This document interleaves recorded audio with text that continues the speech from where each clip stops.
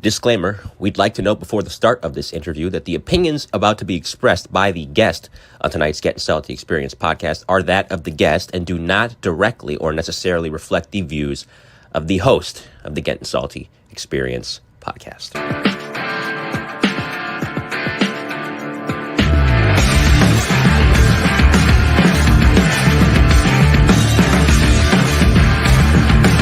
Put the fucking fire out! You're listening to the Gettin Salty Experience podcast.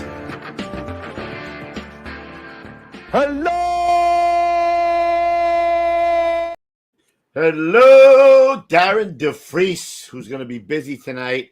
He's going to be my head on a swivel looking for guys who are getting out of line and kick their ass right out of this shot. Welcome back to the Gettin Salty Experience podcast. It's the only one that brings the Firehouse kitchen table to you. And tonight, we got a good one. Doozy. Man, we got a doozy. We got a guy on here who's, I got more emails and texts, but you know how the brothers are, bro, right? Good and bad. Yeah, Gons, what are the brothers like? Or what are the brothers? Two things that the brothers... They hate the way things are, and they don't like change. Right. That's the brothers. That's it. I was on the beach after Louis posted that on our social media, and guys would send in these shit on Facebook. My wife is looking at them like, these guys are man babies. What is going on? I put the disclaimer too. You did. I mean, right. I'm just gonna put a disclaimer right now. There was a lot of good ones. A lot of, listen, you're not gonna make everybody happy. You're not gonna. But we're gonna get. This is what we do. We're gonna talk to the guy. We're gonna get some of the questions that people had asked answered, because he's not afraid to answer the questions. Doesn't seem like he is. I don't know. Nope. In fact, the guy we're trying to get on, Chief Pritchard, said that he has no problem asking questions. He's going to be tuned in. I don't know if he's in the chat right now. I'd love to put him against, right up to him and say, hey, you coming on the show or what, Chief Pritchard? But he was saying the guy answers questions. So every side has two stories. Every story has two sides, right? So we're here to hear the man's side of the stories. Three sides. There's three sides. My side, your side. What actually happened? Well, that's what happens. That happens with your wife. I don't know if it happens with the commissioner. Okay. I mean? All right. Well, maybe. Yeah. So I'm just going to tell you right now, if you get disrespectful, I will boot your ass right out of this chat. I will not allow you to hijack Louis and Gonzo show. It's not happening. You got a question, ask it respectfully. Otherwise, beat feet, you're going to get kicked out. I pay for it, you cheap bastard. Yeah, if you got a question, put it up there and pay for it, will you? I'm on a fixed income, paycheck to paycheck. You know what I'm saying? Send it for me, guys. Speaking of which, Gonzo, play some of the commercials so I can get paid. I can put food on the table for crying out loud. Me too. All right, we're gonna do New Jersey Fire first. Here we go. Established in 1930 and under the current ownership since 1987, the New Jersey Fire Equipment Company handles a complete line of fire department equipment and supplies. Headquartered in Greenbrook, the company operates full 3M Scott service facilities in Ridgefield Park and Toms River, staffed by 10 fully authorized Scott certified technicians with a fleet of 6 fully equipped service vans. All New Jersey fire technicians and sales representatives are active or retired firefighters, officers or chief officers, career and volunteer. They understand the business and the importance of their work. New Jersey Fire has represented Scott since Earl Scott entered the SCBA business at the end of World War II. Among other leading manufacturers represented by New Jersey Fire are Globe and Firedex Turnout Gear, Mercedes Hose, Task Force Tips and Akron Brass, Hygenol, Firehooks, Arctic Compressors, MSA Carnes Helmets, ChemGuard Foam, Alkalite and Duo Safety Ladders, BA Face Shield Protectors, Truckman's Choice Saws, Grove's Gear Racks and Washer Dryers, Supervac Fans, RPI, Streamlight, and many others. A New Jersey incorporated and based company, sales and service are limited to the state of New Jersey. Find us now at www.njfe.com. That's www.njfe.com.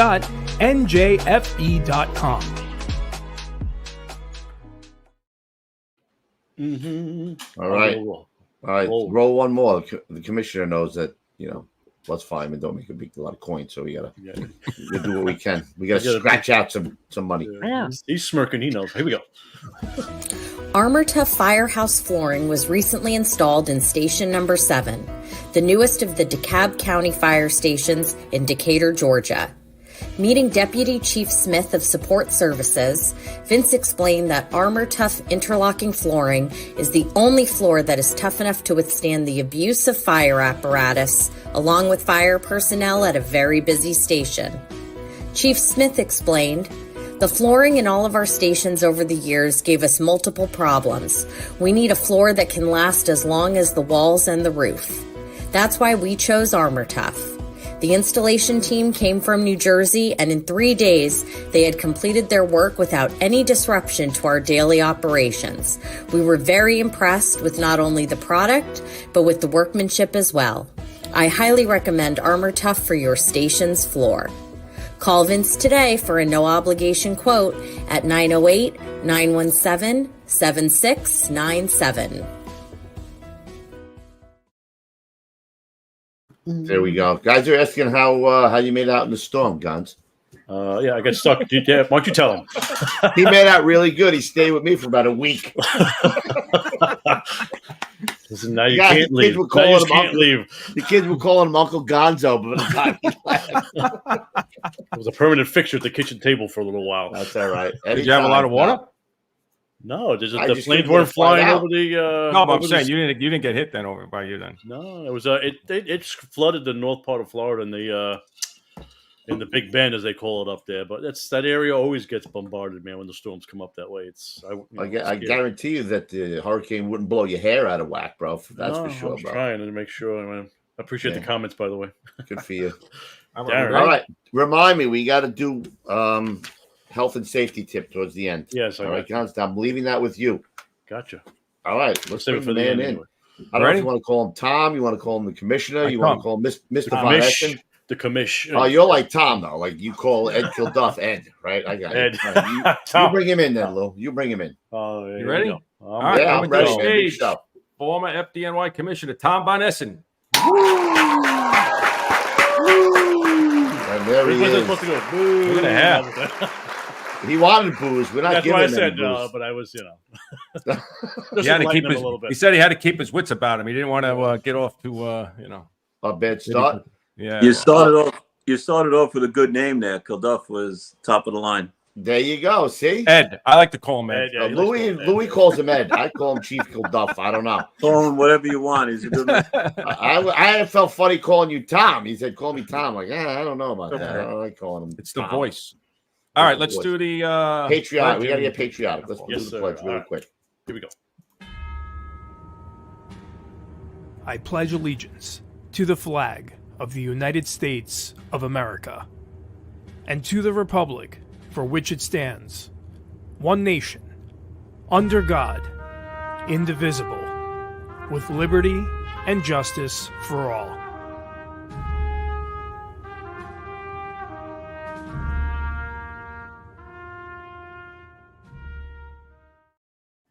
And one other thing we haven't done for a while that Commissioner Von Essen brought to our attention is our word of the day, Gons. Yes, and our word of today's the day. Today's word of the day is hairbag. I think that's what he said in the pre-show. He's not going to drink tonight because he might use that word 50 times tonight. So Coogs is probably going to be tipsy in about 10 minutes. You guys are going to get. I'm right there with you. So hopefully, How many guys told you not to do the show, Commissioner? Oh, well, I told you my brother, who always gave me good advice. He was a 332 engine, a delegate, and he drove me for a long time. He said, "Do not do that show."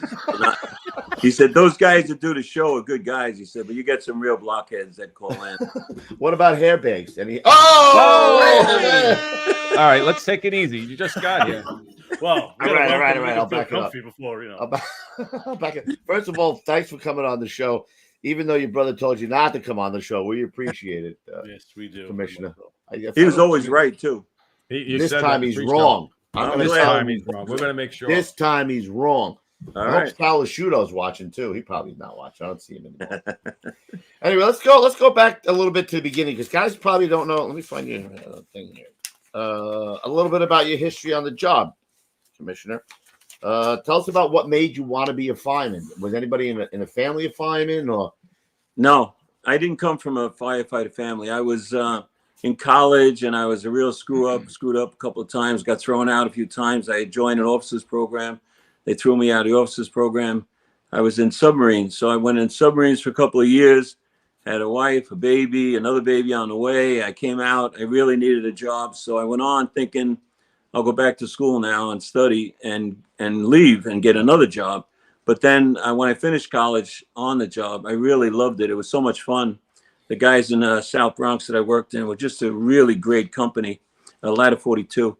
And so I stayed. I loved it. The guys were just great. And it kind of ruined me for, the rest of my 32 years on the job, because I never had any patience with hair bags. After, no, he didn't. Sorry, I'll try to use the sound effect. After working with such phenomenal guys in the South Bronx all those years.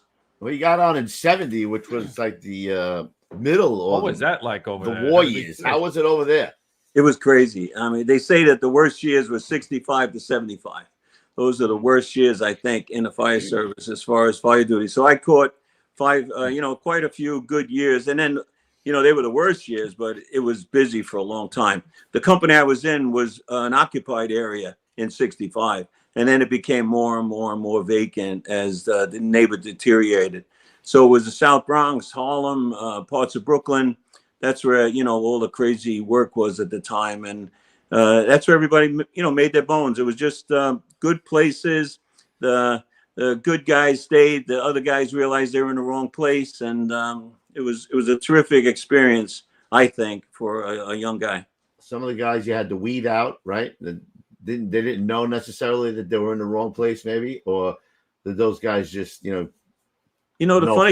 funny thing about the fire duty, you didn't have to weed anybody out because it was real easy to get out of those units at the time. It was hard to get in.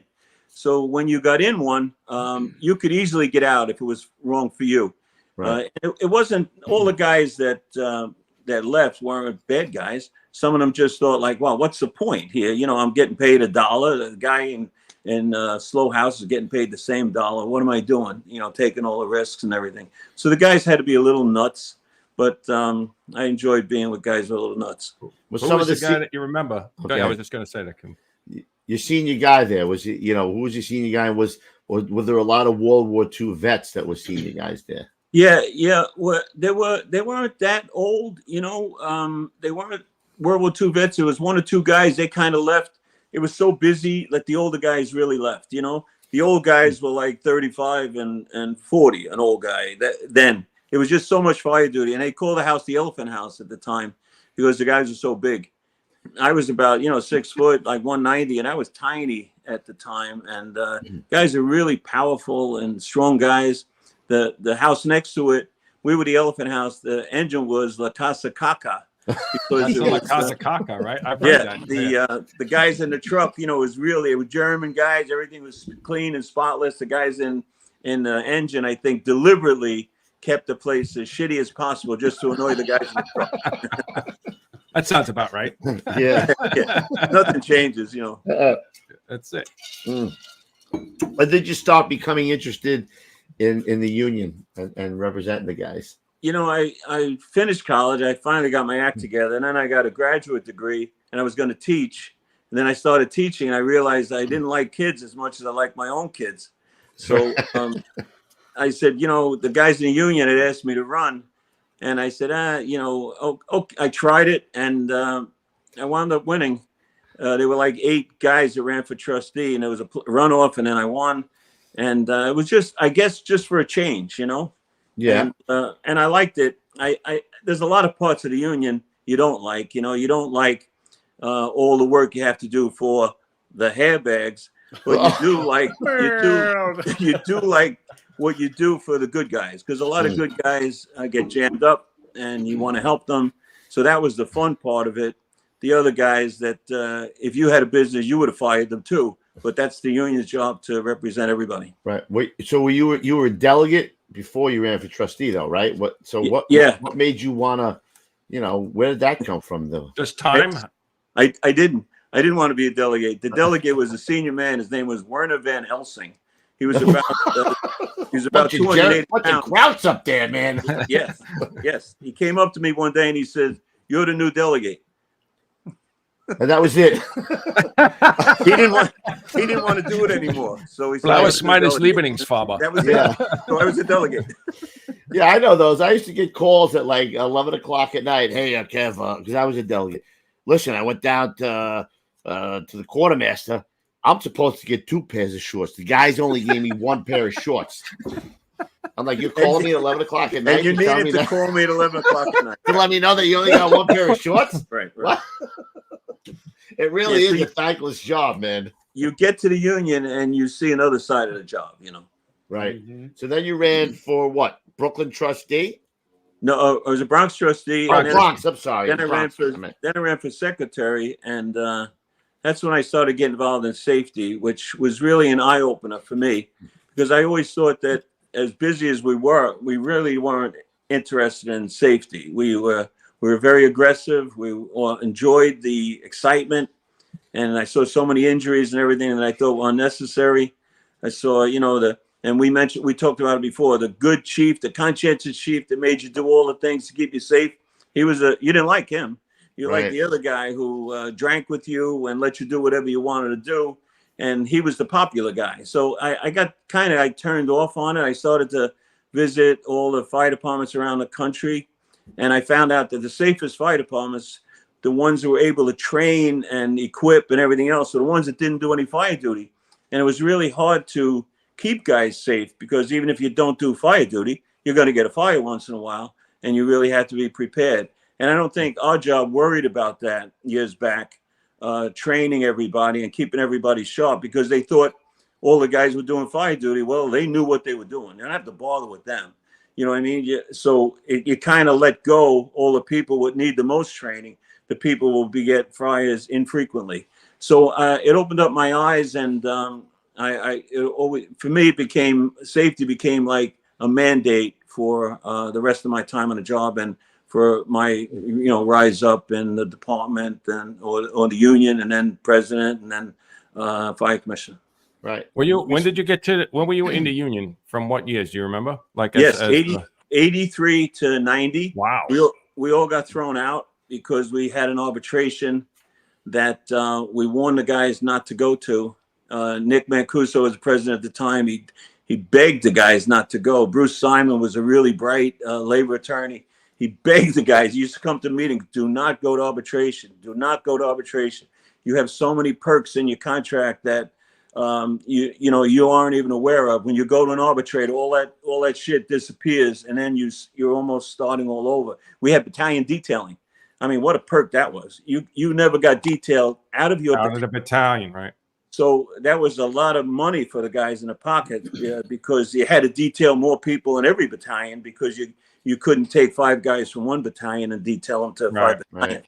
So things like that. So we went to arbitration. We got crucified. Of course, the members blamed Nick and all of us. They threw all of us out, which was pretty funny. I went back to the firehouse and almost retired. And then I thought, you know what? I'm going to run for president. I went back and ran for president. And after that, 92. Yeah, I just want to touch on one thing that we spoke about a little briefly. When you were talking about the Chiefs, that the guys love. Like, we talked about my brother a little bit, Chief Steve. And you can't find a guy who loved the job more. He did like 42, 43 years. Oh, there we go.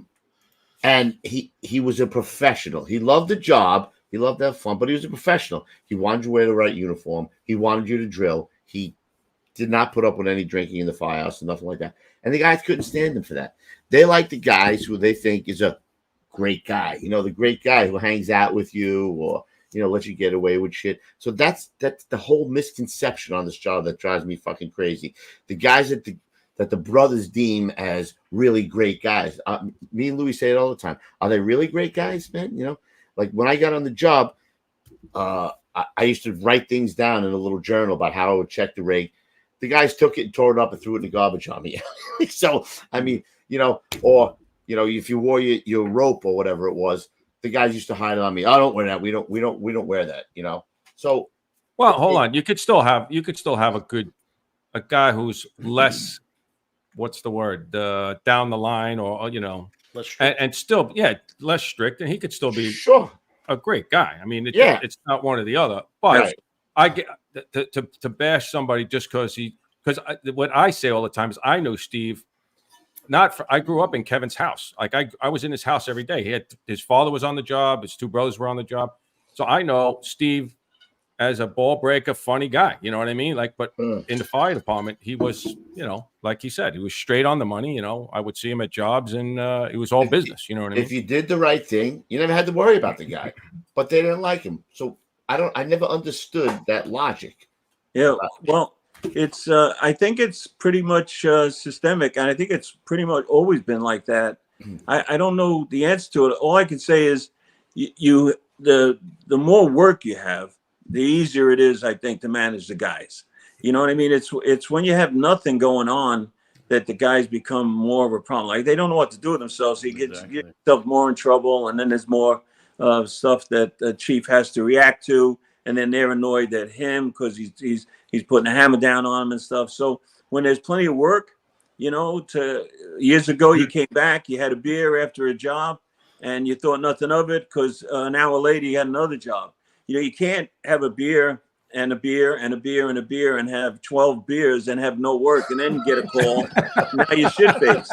So, it was different. When we were really busy, you could have a few beers. I mean, so you could understand the chief turning his head to that, a couple of beers. Right. If a guy's sitting in a place that doesn't have a run for 24 hours and he's having drinking every time somebody says hairbag, sorry. You got a real problem. So, to keep the guys safe, you got to have that balance. I think you got to care about them. You got to care about the training and professionalism. You got to think about the excessiveness of injuries and everything else. But you can still be a good guy. I mean, you don't have to be. Listen, you got to take care of the guys. In the end, I mean, we were talking about it in the pre-show with you about Kevin's particular situation and other guys. Like, that's not by the book, right? So you still took care of the guys. You still took care of business. And not to be liked, but that's what you felt was the right thing to do, right? So, and guys like Kilduff, guys like Pete Gansey, there were a lot of good chiefs. Downey, I mean, those guys that they knew the difference, and then with the other guys that were really strict, that the guys were, less popular. I mean, Callan's in that picture. Callan was a phenomenal chief. Alturi, really, they were good chiefs, and they were liked guys. I mean, Feehan, they weren't disliked or anything. They managed, and they still understood the camaraderie and the spirit you need to ask people to do some of the things we ask the guys to do. You know what I mean? It's not just a regular job. Sometimes, like I said to Steve before, everybody wants to be the man until it's time to be the man. Well, it's just like going to a job, right? This job is great, except for getting hurt and really laying it all out there. So it's not just mutuals and time off. Sometimes you gotta put it out there. And the good chiefs will always get more out of the guys, I think, than the bad ones. I think, that comes any officer is like that, right? When did you feel like when you were in, like it was like a wake up call to you in the union when you were, whether you were the delegate or when you became the trustee? When did you start waking up to that the political side of all of that? The first couple of years it was just, service and the guys. The trustee really gets down and dirty, just running all the injuries and hospitals and stuff, the drunks and all that stuff. And then the secretary gets more involved. I got involved, like I say, with I met Chief Brunacini. I was working on getting back the manning that we lost even when I was secretary, that we were able to get back when I was president. So it was probably a couple of years into being secretary that I realized that you could really do a lot. You could do a lot of good stuff. Yeah. So now we were talking about, like you were talking about, like, Gansey and all those other chiefs, Callan, right? Like you thought they were really good chiefs. But there are some guys who think that you have a disdain overall for chiefs. What do you say to something like that? No, I don't get it. Like I see it now. I look at people in Congress, right? You take an oath, you swear you're going to do the job, and then you don't do it. I don't get that. I take an oath. I'm going to be commissioner. Well, I'm going to do stuff as commissioner. The commissioner's job is not to make you happy every day, to bring you a nice warm blanket and hot chocolate. The commissioner's job is to keep 8 million people safe and get you to do your job, but keep you safe along the way. That's the main job of the commissioner. So there are an awful lot of chiefs, in my opinion, as managers, horrible. I think that I sent you guys a picture of that one where I got to headquarters and I got rid of half of them. They, as people in headquarters running the job, in my opinion, terrible. I think that you can do a much better job with a young picture. No, there was another one with Von Essen becomes commissioner, gets rid of half of 8th floor, that kind of thing. Oh, was it the article that you had sent? Anyway, okay. I had a PhD in physiology that I had out of Division of Training. I had guys who loved the technology, who loved the part of the job that we could help modernize it. Would you rather have a lieutenant who's a marathon runner and he has a PhD in physiology? Would you rather have him running physical fitness at training, or would you rather have some 40-year chief who just wants to, on his way out, wants to be ahead of training? That was my point. You can make the job is better. The police do a much better job at that. They don't have the 4 ranks. They have 3. We have 4. We have deputies. I wanted to do away with the deputy rank and just pick the best battalion chiefs on the job. Look at the pool of battalion chiefs and take the best ones. There's hundreds of terrific battalion chiefs. There's hundreds of terrific. I see the guys on the job now. There's a lot of military guys, lieutenants and captains, and they're spread out through the squads and stuff like that. Those are the guys you want to lead the job, because when they're in the military, they were accountable. You don't just coast in the military. And when you got 25 years in the military, they tell you you're going nowhere. You probably should retire. That doesn't happen in the fire department. With civil service, you're here forever. You can coast, or you can give it 1,000%.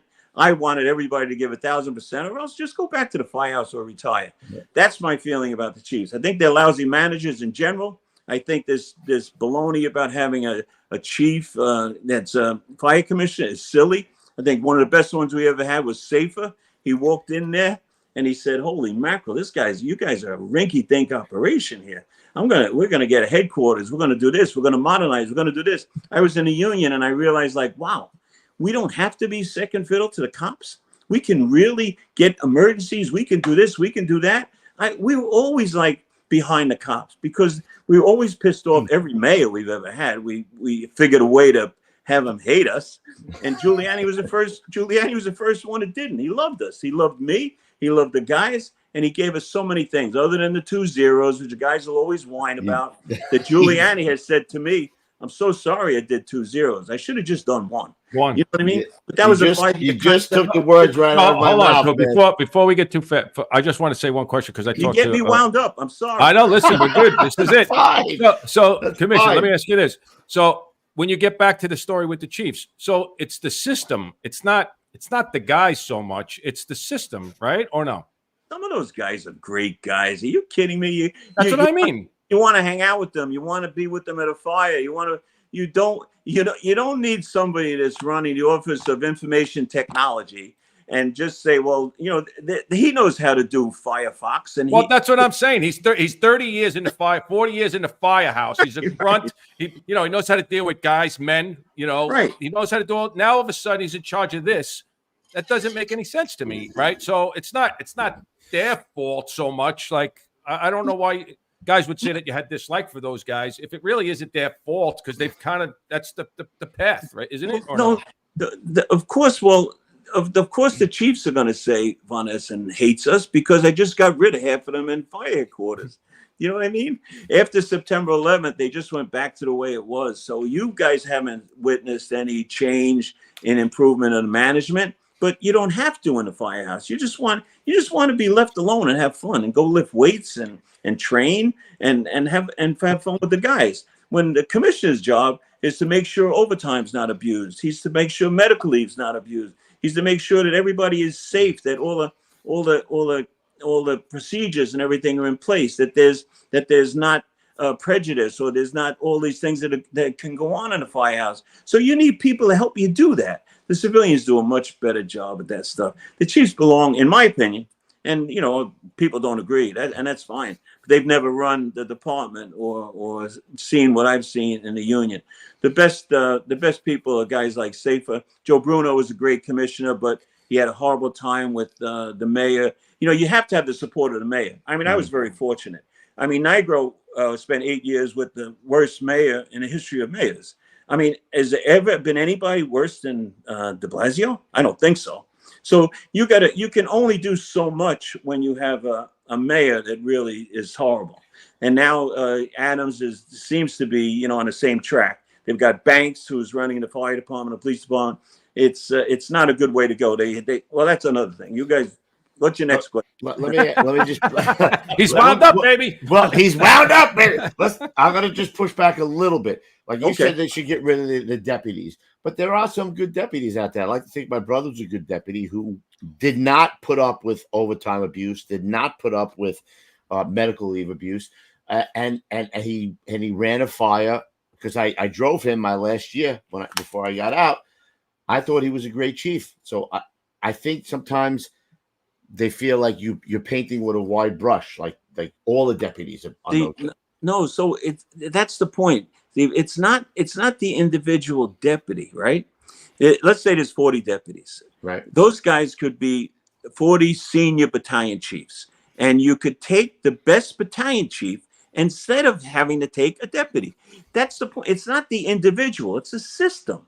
Now, your brother's a great guy. Out of the 40 deputies, there's probably 30 great guys. That's not the point. They were great guys maybe in managing firehouses or managing the field or managing the operations of the fire. That doesn't mean that they're going to do a great job as the assistant commissioner for diversity or the assistant commissioner for planning and programming or incident management teams or anything like that. That's the point. It's so not what I hear you saying is that leap to staff chief where they find little nooks and crannies to hide out in, that's the problem. It's not the front line. It's not the frontline guys who will go into fires.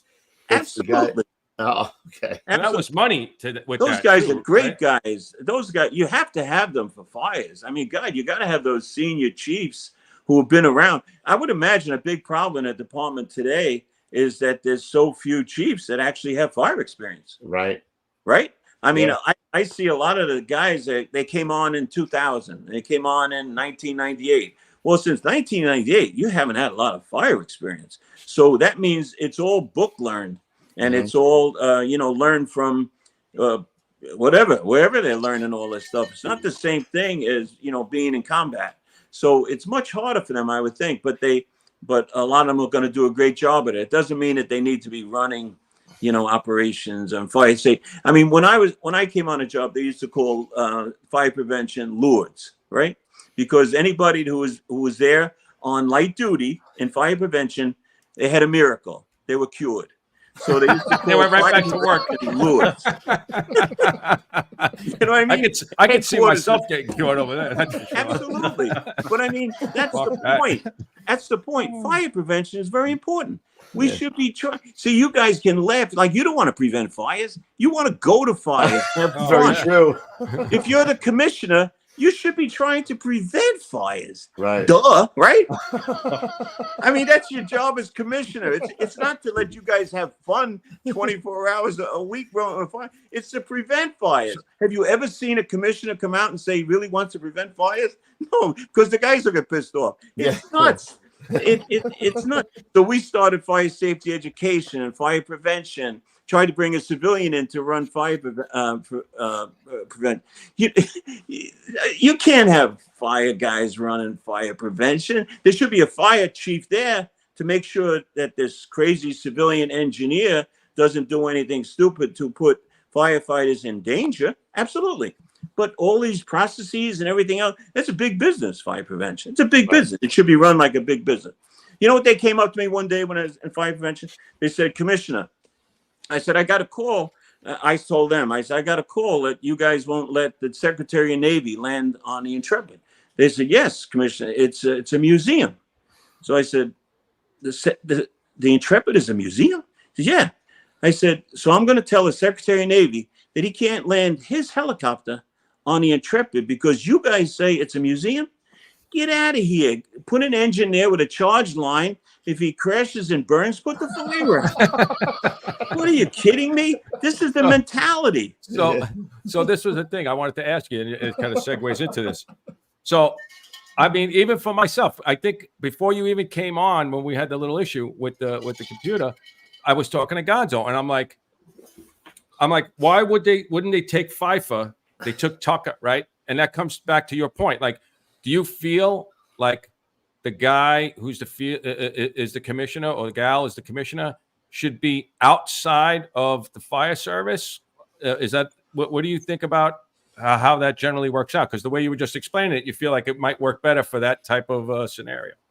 I think, first of all, it's hard to generalize. Okay, I mean, I'll take Safer as an example. He's comes to witness protection, and after Giuliani gets elected, they bring me in and they say, "We're going to do you a favor. We're going to give you Chief, what the hell's his name? Good guy, nice guy. We're going to give you Chief so-and-so as fire commissioner." I said, "Oh my God, he's horrible. I don't want that guy."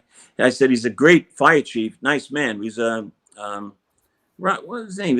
He was with Dinkins and stuff. I forgot his name. Anyway, so he said, "Well, who do you want?" I said, "I don't have anybody." I said, "I'd like somebody who thinks big and he's a friend of the mayor's." Well, a month later, Safer arrived. He was exactly it. Very full of himself, bigger than life, didn't want to listen to anybody. He think he knew everything, but he didn't put up with anybody's shit. And all he did was ask questions. When he sat in a room with a bunch of chiefs, he would call me. We had a great relationship. He said, "These guys," he said, "what is it with these guys? They just, whenever you ask them something, they say, 'Well, that's the way we always did it.'" He said, "Well, does that mean you got to keep doing it that way?" Because he used to ask why. And they couldn't give good answers. He couldn't wait to clean house. They hated him. It's just that he was only there 2 years. So they were really ready when I got there. They hated me even more. But I got rid of most of them. But after September 11th, Scopetta didn't have the stomach to do anything. And then Cassano was the chief. Niger was the chief. It's hard for the chiefs to stand up to them. I always thought it was like the Catholic Church. The Catholic Church, you get a priest that fools around with little boys, they send him to a girls' school. You know what I mean? The fire department is like that. You get a guy that's really bad in the South Bronx, you send him to Queens.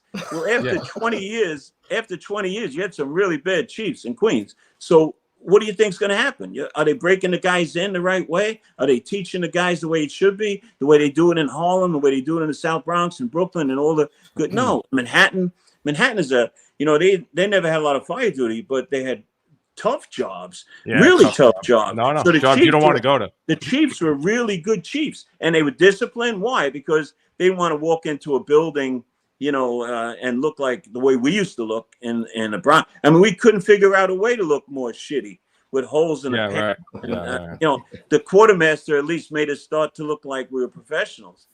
Until the quartermaster, I mean, you got a uniform allowance and you used it for Christmas. It came at Christmas time. You never spent any money. Yeah, it came at Christmas. You never spent any money on your uniform. So you feel like you would go that way? You would lean more towards not having somebody that's been involved in the fire department? Absolutely. But you need somebody who's compassionate and understands emergencies. I would have gone to military.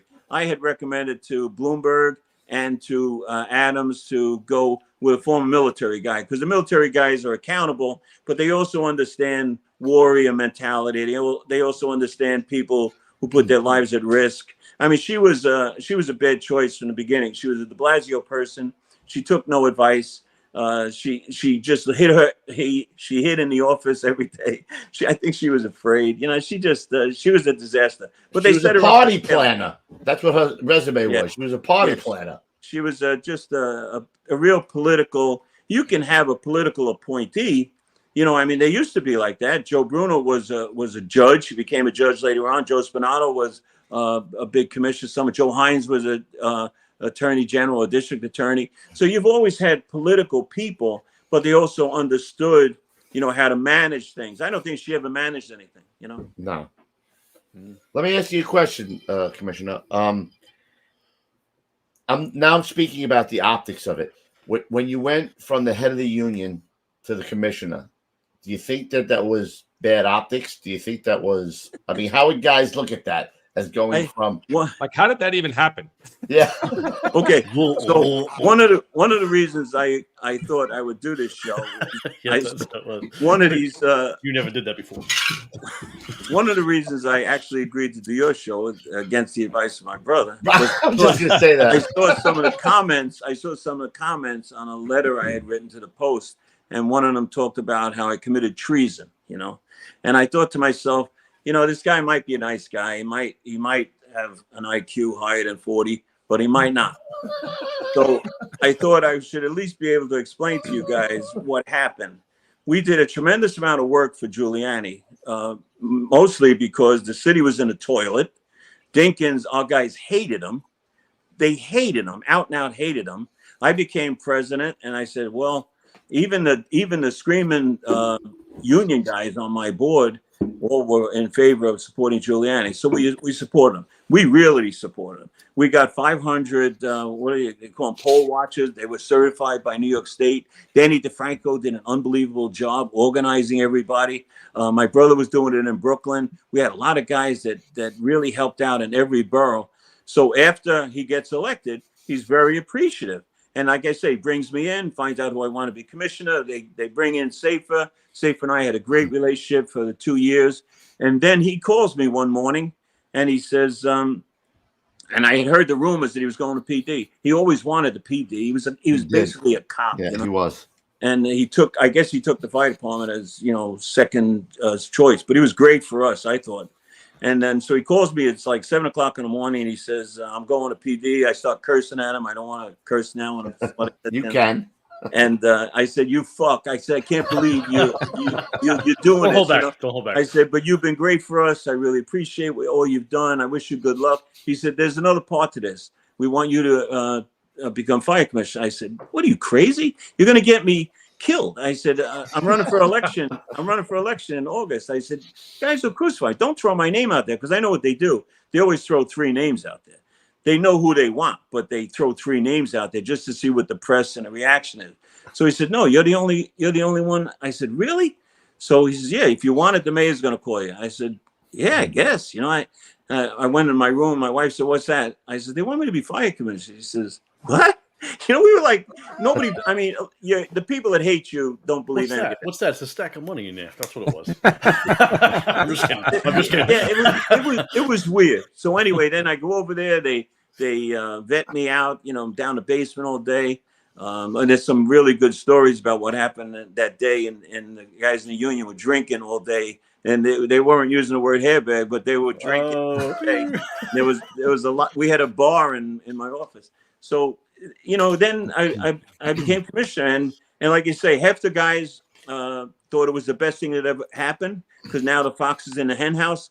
The other half thought you sold out. So you couldn't possibly please everybody. I remember going like this, taking my hat off at my swearing in. And Tommy LaMancha says to me, the word in the Bronx was, the lid is off. Oh boy! Oh my! I was going to say, the Bronx. I had to believe the Bronx was on your side. Yeah, but I mean, the lid is off for drinking. Yeah, that's freaking awesome. Yeah. So no matter, you couldn't please everybody, but I knew, and I think I sent you guys this one. This talks about all the stuff that we didn't happen to us because that one. There was so many perks that we got from me being in a position like that the fire department didn't suffer from. And the mayor loved the fire department. He really did. And, I think it was all positive. To me, it was the greatest job ever until September 11th. Then it was the worst job ever. And why do you think they look to you? Like you're sitting on the other side of the table, right? Why do you think that they thought that you would be the best guy for that job? Well, I think they thought, first of all, I was smart. I was honest. I had balls. And they were the merger for EMS was in March, right? That I supported as a union president, because I thought it was good for the guys, money-wise, training, safety, everything else. So it happens in March. I get appointed in April. So I think they wanted to. Look a little fugazi. I think they wanted to reward us, the fire department, me, and they also wanted somebody who could make it work, because the guys did not, as much as I voted. I put out a ballot and everything when I was president about doing EMS work, and they said the guys voted yes. But when it really came, they didn't want to do it. You know, there were, the busy engine companies now had too much to do. They got crushed. And then the camps didn't want to do anything. So it was a mix. But I think in the long run, and that was one of the things I talked before about going around the country as a secretary. I found that that's where all the departments were going, because fire duty was going down, down, down, down. And it was a way to protect jobs. For me, I did it for a selfish reason. I thought it would make our guys safer. I thought if someone's having a heart attack, I saw how shitty an operation EMS was when they were at health and hospitals. They were terrible. Tom Fitzpatrick, a terrific deputy commissioner, and I went over to meet with health and hospitals after I was commissioner. You would have thought they did everything but ask me what EMS. You know what I mean? Like they were clueless on how difficult the job that people in EMS had and how little support they had, how they didn't have good ambulance, how they didn't have good training. Most of them, I shouldn't say most of them, but an awful lot of people were really out of shape too. And so we tried to raise the whole level of EMS as we culled out a lot of people. We started giving more training, make it harder to get on. And the EMS people have been screwed because they never got the right money that they were supposed to get. We made promises to them that, and it's like 25 years ago, more than that they would not, we didn't promise parity, but we promised that they would sometime get to like where sanitation was 80%. Oh my God, I can't believe what those guys make. It's incredible. Terrible. It's terrible. Horrible. What the starting EMT guy makes. And de Blasio, when I was at FEMA, you guys got me on a roll here. When I was at FEMA, when I'm at FEMA, de Blasio says to me one day, he says, "What can I do for you?" Because now everybody loves you when you're at FEMA, because I had a checkbook I was just giving everybody. I mean, when I was at FEMA during COVID, I really gave a lot to the city. I got in trouble with Cuomo for it, but that's another story. So de Blasio said to me, "What can I do for you?" I said, "Oh, you really want to do something for me? Take care of EMS, because I made them promises 20 years ago and nobody's delivered." Yeah, I'm going to do it. He's done shit for them too. So they have really been screwed. And what I saw them do during COVID, phenomenal what they did. The doctors and nurses in the emergency rooms and the EMTs and paramedics going to and from the emergency rooms, remarkable what they did. They deserve every award, well, nobody wants awards. They want better salaries. They really deserve to be compensated and rewarded for what they've done, in my opinion. EMS saved firehouses too, right?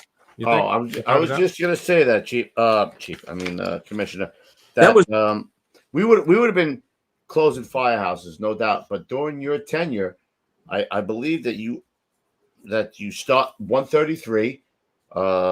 You also Jamaica Avenue too. Jamaica Avenue. That was my next one. Yeah. And let me get back up. A one new division and two new companies added. Right. 20 additional battalion chiefs. 294 in Richmond Hill, and the fifth man, 13th division. Yeah. Right. So, do you think that because we were doing more now with the EMS that it allowed you to open these companies? Absolutely. Giuliani was so supportive.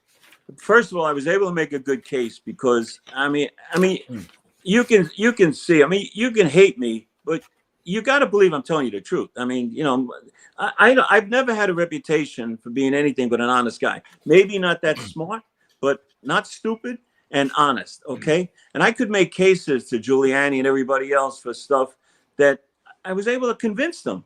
I mean, when Feehan came up with the idea, I think it was Bill, or either him or Fitz, about changing slow engine companies into squads, which is something you guys appreciate. Thank you. The squads to me, other than the fact that, you know, losing 90 guys on September 11th out of special operations, which is like, so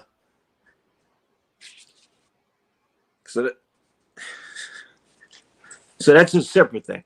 But the creation of them was phenomenal, right? So we get these camps, and some weren't that slow. One was they were pretty slow.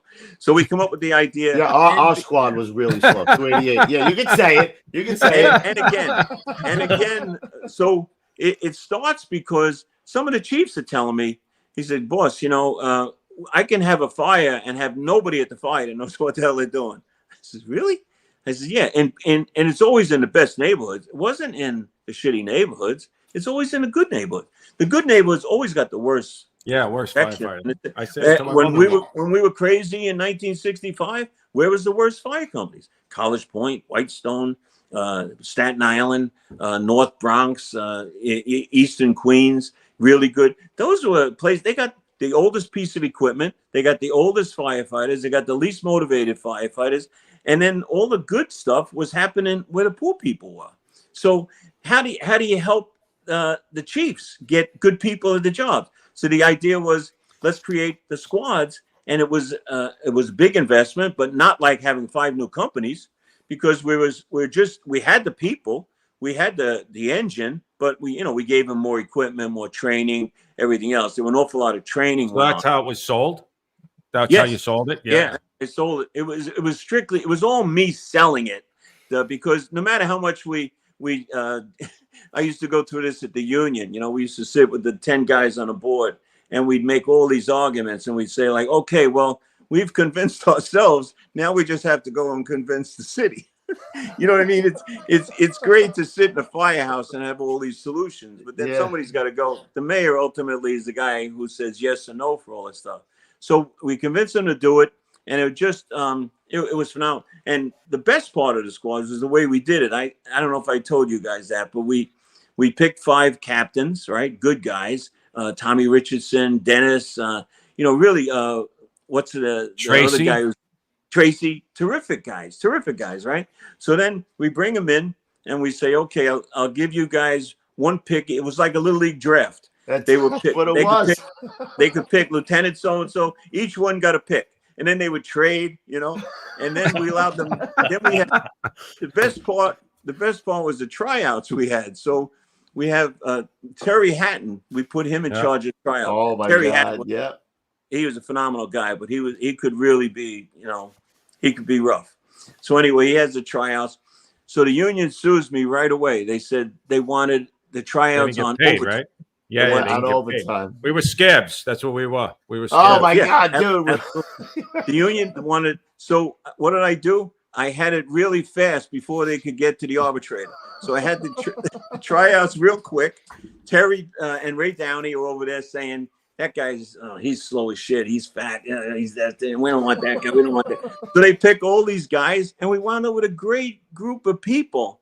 I mean, people who wanted to be in a busy place, people who wanted to go for more training, who wanted to work for Tommy Richardson or Jerry Tracy or Dennis, which I don't know anybody that wouldn't want to work for those guys. I forget who the other 2 captains were, but all really solid, wonderful guys, And it was just the greatest experiment that I can remember, except for, who would you think you're going to have higher and further into harm's way on September 11th, but those guys, So anyway, it was one of the best things I did. Commissioner, let me tell you something. You just said something that just struck a chord with me. When we all went to the squad, Dennis Murphy sat us down and just said to us, listen, I love you guys. You guys are very motivated, but I just want you to understand, you just put yourself in that much more harm's way because you're going to be going to everything. So that fact that you just said that now, I'm like, holy shit, I can't believe that's the conversation that Dennis Murphy had with us. But, he had a whole roster of motivated guys who just wanted to go to work. We talk about on the other podcast, like in your career, I'm sure it's even similar for you. You have like these sweet spots, not every year and not every time is great, right? But there's a couple of times in there where it's a couple of years you're working with the same guys before people get promoted or they get retired or whatever. And you just have these sweet spots. And we say all the time, like from 1998 to 2001 was like such a special time, especially for us, because we had, the whole company changed over. A lot of places, some of the guys stayed, right? But our whole company was 25 new guys, all new officers, and everybody was on the same page. And we had a good mix. We had a couple senior men, Hank Mole. We still call him Senior Dude. He's always in the chat. Yeah. But we still, we were really into the job. And we talk about how special that time was because you don't get that. The career is great, but there's really some good times every once in a while that you really look back and say, until you're done, right? Yeah. You look back and you say, "Oh my God, that was such a special time." And so, you know, we would talk about Joe Hunter in the pre-show, right? He was one of our favorite guys. You know, Mrs. Hunter, you know, real Irish brogue, you know, all the time in Rockville Center. So it was just a great time. But let me just throw this up. Here's a guy who doesn't want to put his own name in there. He just puts Hugh's name. They didn't close firehouses. They just pulled the fifth man. I mean, here's a guy that they didn't. You're right. Well, they didn't close firehouses, bro. They didn't pull the fifth man from every company, right? Well, how did that work out, Chief? that was based off of medical leave, I think, if I remember. What are you talking about? I don't know what you're talking about. Some guy just wrote in the chat doesn't have the balls enough to put his own name in there. Says they didn't close firehouses. They just pulled the fifth man. Oh, you mean when we went to arbitration? Yeah. Yeah. We lost 130 companies, I think, lost the fifth man. No, we didn't. They didn't close firehouses. I mean, they were closing firehouses separate from the arbitration. You know, and even Koch apologized for the way they closed the Tin House that time. Remember, they sent them out. Oh my God! Super Bowl Sunday. Super Bowl Sunday. We've had a few guys on the show from that. Yeah, that was just they're a little pissed off about bad that, man. strategy. That was bad planning. Bad strategy.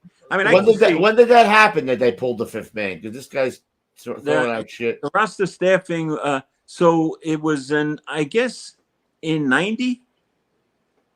Yeah, I guess it was 90, right? The arbitration, I think it was then. The roster staffing was. But they kept 60 of the busiest companies, right? Kept the fifth man, unless medical leave went down to like some ridiculous. I don't remember. Yeah, so username who's throwing that out there. Tell me what your relevance is right there, because you know if it was 90, you weren't even the commissioner then, right? No, I had no. No, that was just, you know, I was part of the union. Like I say, Bruce Simon, the attorney, told all the guys, do not go. Right. We didn't. And you know, I give you some advice to the guys that are listening. Whether or not you think your union guys are terrific or they're horrible, listen to them. They're better to listen to them than to the kitchen table, because the advice you get at the kitchen table is very often. You know what I did when I was the secretary? I decided, you know what? I'm going to start sending the fire lines to the home, because I wanted the wife to see it. Because my experience was that when you got the guys individually, very intelligent guys, a lot of our guys, you know, when you sit down in the kitchen with them, with 10 of them, you say, holy shit, what is it? Is this Jurassic Park or what? You know, I say all the time, Neanderthal. I remember when I first got involved with the unions, and you know, Nick was terrific. Jimmy Boyer was terrific. Jimmy Boyer was surrounded like with morons, but he was a good guy himself, you know. But you go to a union meeting, it'd be 400 guys, and it'd be 100 guys. You say like, holy shit, these 100 guys really are stupid. But the other guys were just laughing. In other words, they would never call a guy out and say, you know, you're a moron. But they would just laugh at him. So you didn't accomplish anything. The 100 guys are driving the meeting. Driving the train. You know what I mean? Yeah. So it's just, and the kitchen is like that. You know, you get a couple of guys that listen, if you want to be negative, right? It's like anything. Yeah, I tell my they're kids all the time, like- you plant the like negative this- seed, you're going to get negative. Like you're this gonna get guy right here, the guy that didn't close firehouses, they just pulled the fifth man. Like that guy, like That could be nice. He doesn't even have the balls to put his so real Ray name on actually there. put. So it had to be 1993 because I got on in '93, and that's when we lost the 25 group chart, and we or the 20.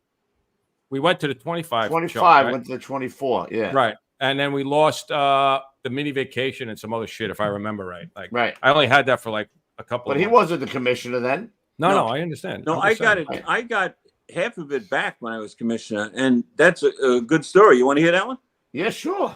So we go to arbitration, and Safer is the commissioner. I'm the union president.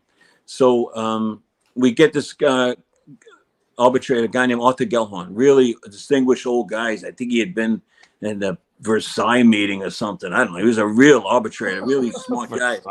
So he says to me one day, he said, you didn't convince me that all your guys, that you need 5 men in all your companies. And he looks at Safer. No, he said it to me. And then he said it to Safer. He said, you haven't convinced me that they don't need 5 men in some of the company. So he said, work it out. So we work it out where you get 60 companies back. We get, you know, a medical leave range that if we were abusing it, we were going to lose and stuff, which never happened until a couple of years ago. I think they took some of the engines back because of medical leave. But so, and then what happens? So Gellhorn dies. And so I hear that he died, and I told Safer, I said, my guys got there, and I have the decision. It was at his bedside, and I won the decision. You know, so he says to me, "You're full of shit. My guys got there, and I got the decision, and we won the decision." So what he could have easily just shit-canned it, and we would have had to start all over again. He went to the mayor, and the mayor said, "Make the deal," and we made the deal. We got back 60 companies, which was Is that how that goes? Was a phenomenal win. What? That's how that goes, huh? Absolutely. Absolutely. Gellhorn died, and they could have screwed us good, but they didn't. Again, wow, because of the relationship that we had. You know, so it's just you know, for a guy to say, you know, it's treason, this and that, they just don't get it. You know. Oh, far be it from the brothers to get it. So there was another one that I think we talked about it in the pre-show. I wanted to ask you, because that was like a hot topic in the chat and some of our social media things, and it seems like so long ago, but obviously it's still pertinent because there was some guys who died. What about the ropes, right? So when I got my rope in 1993, I don't remember. I was trying to look for it. I couldn't remember when they took the ropes away, the personal safety harness, right? What, you remember those years? Or oh yeah. Yeah, we the criticism afterwards was that I got rid of the ropes because of money, and that wasn't true. You can look, if you look at any of the records from my 6 years as a commissioner, there was more money spent on so many things that you could never really think that it was because of money. The ropes weren't that expensive. We had spent all the money on bunker gear. We had spent all PSA, right? On the everything. I mean, thermal imaging, integrated trucks. There were so many things that we spent money on. The ropes, I got rid of them because Dr. Brazan at the time and some of the experts were saying, you want to make the guys as light as possible, as light as possible. They were bulky. A lot of guys weren't using them. It wasn't. Say that again. A lot of guys weren't using them. Oh, absolutely. Nobody was using it. Nobody was using it. That's a fact. And you guys can say otherwise, but a lot of guys weren't using them. I don't want to say nobody was using them. I'm sure there were a lot of guys using them, and a lot of guys used them even when I got rid of them. Okay, but the unfair part of this was that was, I think, in so I left in December of 2001, or let's say January 1st, 2002. That fire was in 2005, if I remember right. That's 3 years later. It was 2005. So Scopetta even said, he was interviewed afterwards, and he said, there wasn't one person in the department that asked me to reinstitute the ropes. Not one person, not one chief, not one firefighter, not one anybody went to Scopetta, unless he's lying, and I don't have any reason to believe he's lying. And he said, nobody asked me to put the ropes back in. So now they have this fire, which was a total clusterfuck. Let's remember, if anybody's ever looked at that fire, frozen hydrants, illegal partitions throughout the apartment, guys being above the fire without a line, all lots of issues that were wrong. Like many of our fires, like Watt Street, like Deutsche Bank, like many of the fires that go bad. Murphy shows up. A horrible tragedy happens, so let's blame somebody. Well, the best guy to blame is the old fat guy who is former commissioner. And you know, it's sad. Like I had to testify. It was terrible. I felt so bad for, you know, one of those guys that commented last week. He lost his friend. He lost his buddy. I get that. That doesn't mean you have the right to distort what really happens, you know. What was there ever plans to get a better bag, like at that time, or was it always pushed after? Like obviously after the guys jumped, and you know we had a lot of scenarios coming with new I have no idea, you know. First of all, like when I made a decision, oh that's right, you were already out. I was, you know, when I was gone, and so now it happens in 2005. They have all these lawsuits and everything else, and I think they've gotten a lighter, better one since. I hope it's good, but I don't know anything about all that stuff. Right. Yeah, Kevin was saying like I know I carried mine. It was a brick, from proby Yeah. school, and I had it in my old turnout coat. And then when we got the new turnout coat, it was a brick, and to the point where I actually made my own rope. Set up. We talked about this in the pre-show. Kevin and I, a lot of guys made their own setups with their own little eights or whatever, just like you said, for that fact. But I never thought about, writing to the job or doing any of that other stuff. I just did, what I wanted to, for myself. I can't tell you, like, I had my own setup, which guys made fun of me all the time, bro. Other companies, when I used to carry the personal rope, guys used to hide it on me. You don't need that. What are you doing, man? So I used to see guys who just take the personal rope. They'd be tying up their boat with it. They'd be hanging stuff in their garage with it. I mean, did some guys carry it? Yeah. Did a lot of guys carry it? No. I had my own system worked out. My friend Matt Neary, who we've had on the show, who was a volley, he helped me put together my own system, which I carry all the time. And I didn't care. Even when I carried that, guys used to break my balls from other companies. I would never criticize guys for taking an extra safety precaution. If you don't feel, some guys are lighter and quicker than other guys. Some guys don't want an extra 5, 6, 7 pounds to worry about. It makes a big difference. Maybe you get older. I remember as commissioner, I used to go to a lot of fires, and I'd be going up the stairs, and chiefs would be running by me to go up the stairs. And, you okay, Commissioner? Yeah, okay. Then I'd slip into a stairway, and I'd be, trying to catch my breath. So everybody's in different levels of conditioning. So maybe they don't want the rope. Maybe they don't want this. They don't want that. I get it. We used to wear work shoes instead of boots because it was lighter. And if you had the roof, used to wear dungaree jackets. There was a lot of things that weren't as safe. But if you had, 20 runs a day and you run into the roof 14 times, you had to make it work for you. So I get guys using, not using. What I don't like is this misrepresentation. Money was never an object. Well, that's what I was going to ask you just now. Was it what was the reason then to get, if guys were just keeping it? Well, then what was the reason, like, to stop it, like, altogether? Was it just? I guess it was, we had to buy them, right? And we made a decision not to buy them because they were too clumsy. They were too heavy. The amount of guys used. So you made that decision. So if somebody already had them, they had them or whatever. It wasn't, I don't remember us going around telling everybody you can't do it. I don't remember that, but I wouldn't blame a guy. I'm not trying to take any blame away from, anybody except for the fact we didn't get rid of. I got rid of the scaling ladders, and the guys were breaking my chops. Remember the scaling ladder? The scary ladder, yeah. Only in proby school. That's the only time. Yeah, the only time you ever use it. So no matter what you do, somebody's got something to say. Unfortunately, for the ropes, we had that horrible tragedy, and I guess the ropes would have been helpful at that particular job. I guess I don't know. I never knew why there wasn't a regular roof rope rescue, come over the side of the building, whatever. So it was just, when those kinds of things. It was just too late. It was too late. They did do it. But it was Commissioner, here's a guy who was at that job, Jeff Cool. He said the ropes and harnesses were taken away in '99. There were 33 documented cases that the ropes were being used before they were taken away. If they saved one guy's life, then it was worth it. That's just from a guy who was there at that job. No, and he's the guy, if I remember right, that said I committed treason, but he's also the guy that said that he lost someone who he really loved and he cared about at that fire. And I totally understand that, and I'm sympathetic to that.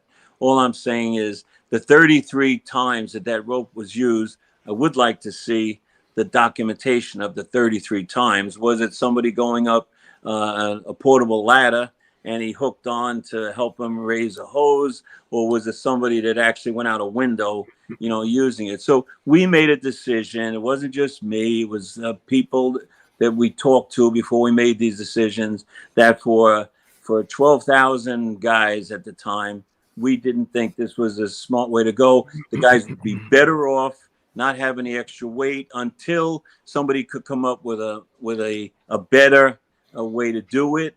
And if Listen, that even the happens, system now, the guys aren't using the thing all the time. okay. I mean, I've seen and heard cases where guys aren't. Now they have different systems. I think it's in the coat because it's a little bit better. It's on the hip, if I'm not mistaken. No, it was on the hip. Yeah, That what It was on the hip. no, now it's in the coat, I think. Okay. I'm not gonna, I feel very bad that No, happened. it's a bad situation, right? It's a no-win situation, right? I mean, There's no Jeff win. had texted me, and I understood. He's pissed off. But we want to make sure that we know what the facts are, and I don't know what a good answer is there. Even after hearing both sides of the story, it's still not a good answer. Well, if someone really wants to look at that job, I think they ought to look at some of the other parts of that job. The hydrant, the illegal petitions, the line, not having a line on floor. But there were a lot of things that were, that they don't mention. And anyway, I don't want to get into. No, yeah, we don't have to go to the lawsuits and all that stuff. It's a horrible, horrible thing. Yep, for sure. Sorry, I'm very sorry for that guy, Cool. He may not think that I care, but I do. What's the other question that I had here? Hold on. I saw here as I have on your thing here the bone marrow program. What was that? That's a great program. That started because I lost a nephew with leukemia, and then a guy named Mark Kwawasa came to me one day. He actually started with SAFER, and he went to SAFER, and he said he lost I think a sister with leukemia, and he was interested in starting this bone marrow program.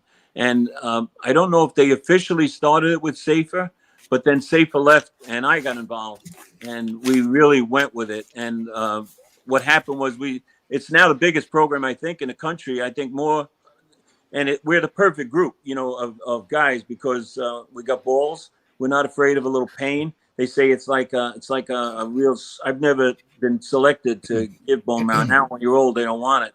But nobody wants your bone marrow when you're 78. Nobody wants a lot of things when you're old. Yeah. It's pickled. I don't have anything left that I can donate, to tell you the truth. But we started the program, and I even have a picture right here. Paulie Patsos did the bone marrow, and He did. He saved somebody. Yeah. He was on the plaque. Oh yeah, look at that. Remember? So this is Oh, the it's guy. Farrell. Yes, he was. He was the first one. So Is that right? Wow. He gives the marrow, and a year later, she comes. She was in Las Vegas, and a year later, she came, and SAFER, paraded her around and everything. And I was there, and oh God, it was so. They used to call for a year. You're not supposed to tell a person who gave you the bone marrow. So she used to call him Mr. Nice Man. I guess her parents, there was a nice man that, so she called him Mr. It was just one of the most rewarding things I think I ever did. There's a lot of guys. There's a plaque when you go to the medical office or whatever. There's a plaque there. It has like all the guys' names. I remember a guy from the squad, Paulie Patsos. He did it, and I remember always looking at his name when I used to go on there. But there was always more names every year. Great program. So one of the best stories for me was, which was part of my MO. I used to speak to the probies every year, every class.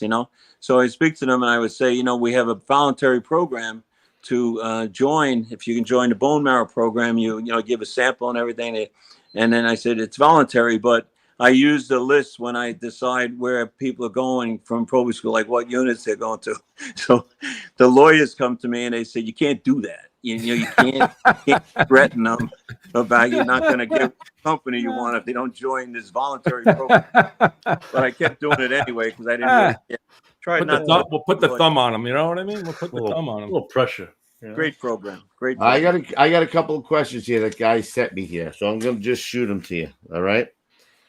One of these is, have you ever spoken to any member of the current executive staff, or are you just speculating on why Kavanaugh left the department? Well, I've spoken to a couple of people. I don't want to mention their names, but and I've spoken to Kavanaugh, and I don't believe that she left for the reasons that she said she was leaving. I think she realized that this wasn't the job for her. had set her up, I think, with some really bad advice. And besides that, she did a lousy job. I had offered to help her with a couple of things. I don't know if you guys ever heard of Peter Arnell, but he's a genius in brand marketing and stuff. When I was commissioner, he helped me with candle fires. We had a program, and we had a program throughout the city with billboards and everything else, and we were able to make a big difference in the candle fires immediately. Now, candle fires were a lot simpler problem, I think, than lithium batteries. But I offered to help her with Peter Arnell back, over a year ago. And then Peter Arnell gets me on a phone call one night, and he's got Snoop Dogg on it. And I said, what? I couldn't believe it. The guy is unbelievable. And then we get somebody, I want to mention her name, and we're offering to do help them with minority recruiting for the firefighters exam. And Snoop Dogg offers to do it, pro bono. He's going to help us and everything else. We told him about that, and he never even followed up on that. Holy guys! mackerel. I think they paid him $1 million to do the Olympics, but we were like too backward to even think of using him for minority recruiting in the fire department. So I think she just did not listen to anybody. I think she got sandbagged, with some of those meetings that she had early on where they were taping her and all the other stuff. But I do think that she was the wrong person for the job, did a lousy job. Right. So I'm gonna just throw this out there and just for perspective. So when she got in there, obviously you thought she was doing a lousy job. So obviously you think that the chiefs thought she was doing a lousy job. Is that a correct statement? Well, the chiefs are supposed to help her do a good job. Right. A lot of them took demotions because they didn't think she was doing the right job, right? Is that fair to say? If you I'm not sure how to answer this. This is going to get interesting. If you think that one of the chiefs actually took a demotion because he couldn't stand the job she was doing, and he went back and gave it up for the regiment, then knock yourself out. All right. Well, I know a couple of the guys that some of them are really good guys, but good. What I'm going to say to you is, you had some chiefs that were outstanding, right? I mean, yeah. And they never took a demotion because you were the commissioner of the job, correct? Well, I mean, I had a couple of chiefs. Frank Fellini was one of them. Phenomenal chief. Pete Hayden was another one. Really good chief. Good fire officer. They did not want to take on the brotherhood, the inefficiencies and all the stuff. So they just wanted to stay in the field. So that's what they did.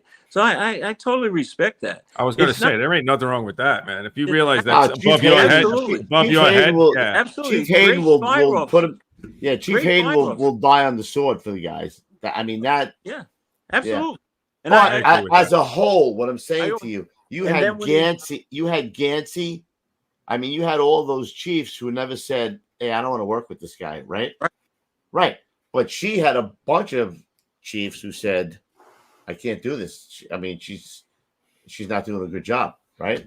So I'm trying to draw the contrast between the job that she was doing, and the job that you were doing, because guys that we respect, like Gansey, had no problem working with you, correct? No, yeah, I'm different. I'm not. Well, that's what I'm trying to say. In case you don't First know, of all, I'm a different. I would never in a million years put up with the shit that she put up with. Not in a million years. And if you don't want to work for me, that's fine. I would be glad. Like I said, I was really glad to get rid of a lot of those guys.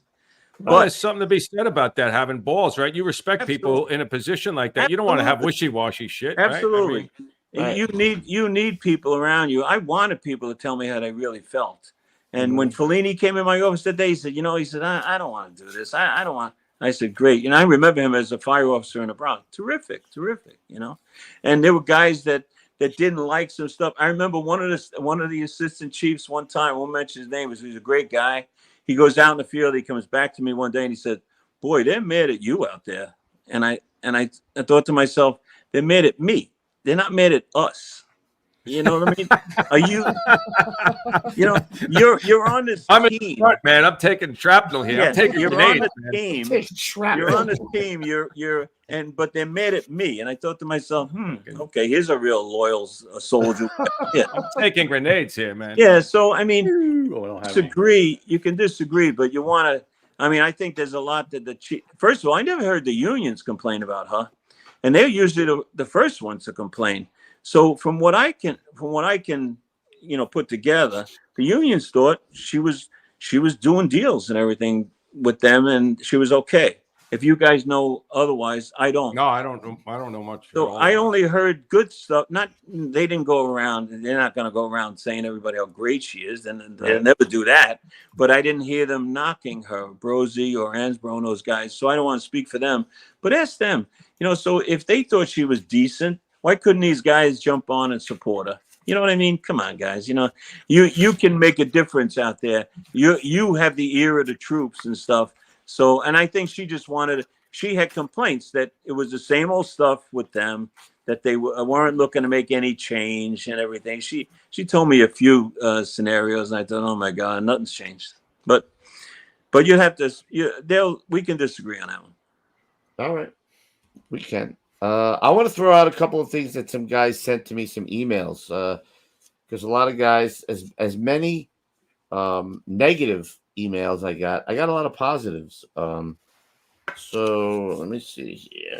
Let me try to find it. Training begins at Fort Totten. New squads, 1861, 252, 270, 288. Purchased lighter Scott cylinders for the brothers. Created ladder 133, first new company in 10 years. Created SOC battalion. Purchased individual face piece. I remember that was a big thing, man. Yeah, that was a big freaking thing, man. That might not seem like a big thing. When I remember getting on the job and putting that face piece on for the first time. Didn't fit. No, but it was like scratched up. You couldn't even see out of it. Scratched up, dude. Look at his face here. They used to call me Egghead, right? No face piece fit me until I got my own personal face piece. I forgot about that. That was like I say, money was never the object. We always tried to come to me with stuff. And talk about. Okay, you want me to? Can I say something? Or you got another question? No, go ahead. So I'm thinking about Downey, right? Downey's a perfect example. So I'm in the union, and all I hear these guys complaining about Downey, and they're telling me he's horrible. These guys from Rescue 2, they take the line away from us, and they do this and they do that. My bottles off.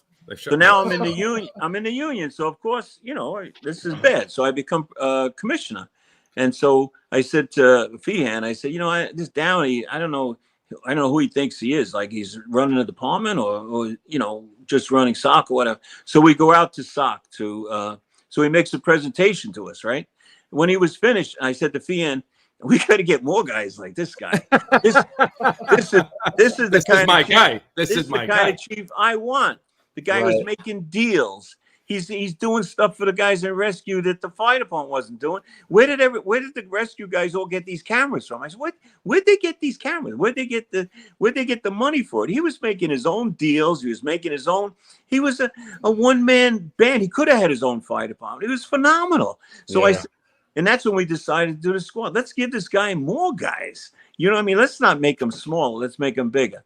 But you also had to rein him in it a little bit too, because he would he was a leader. There's no question about that. And when I think of that in the pre-show, you look like Walter Cronkite or Eddie Rooney. Rooney. Rooney. I remember him, boy. I remember him the day of September 11th. He's walking by me and he said, "Boss, these buildings can come down," just like that. And I was like, "Wow, I wasn't thinking like that up to that point."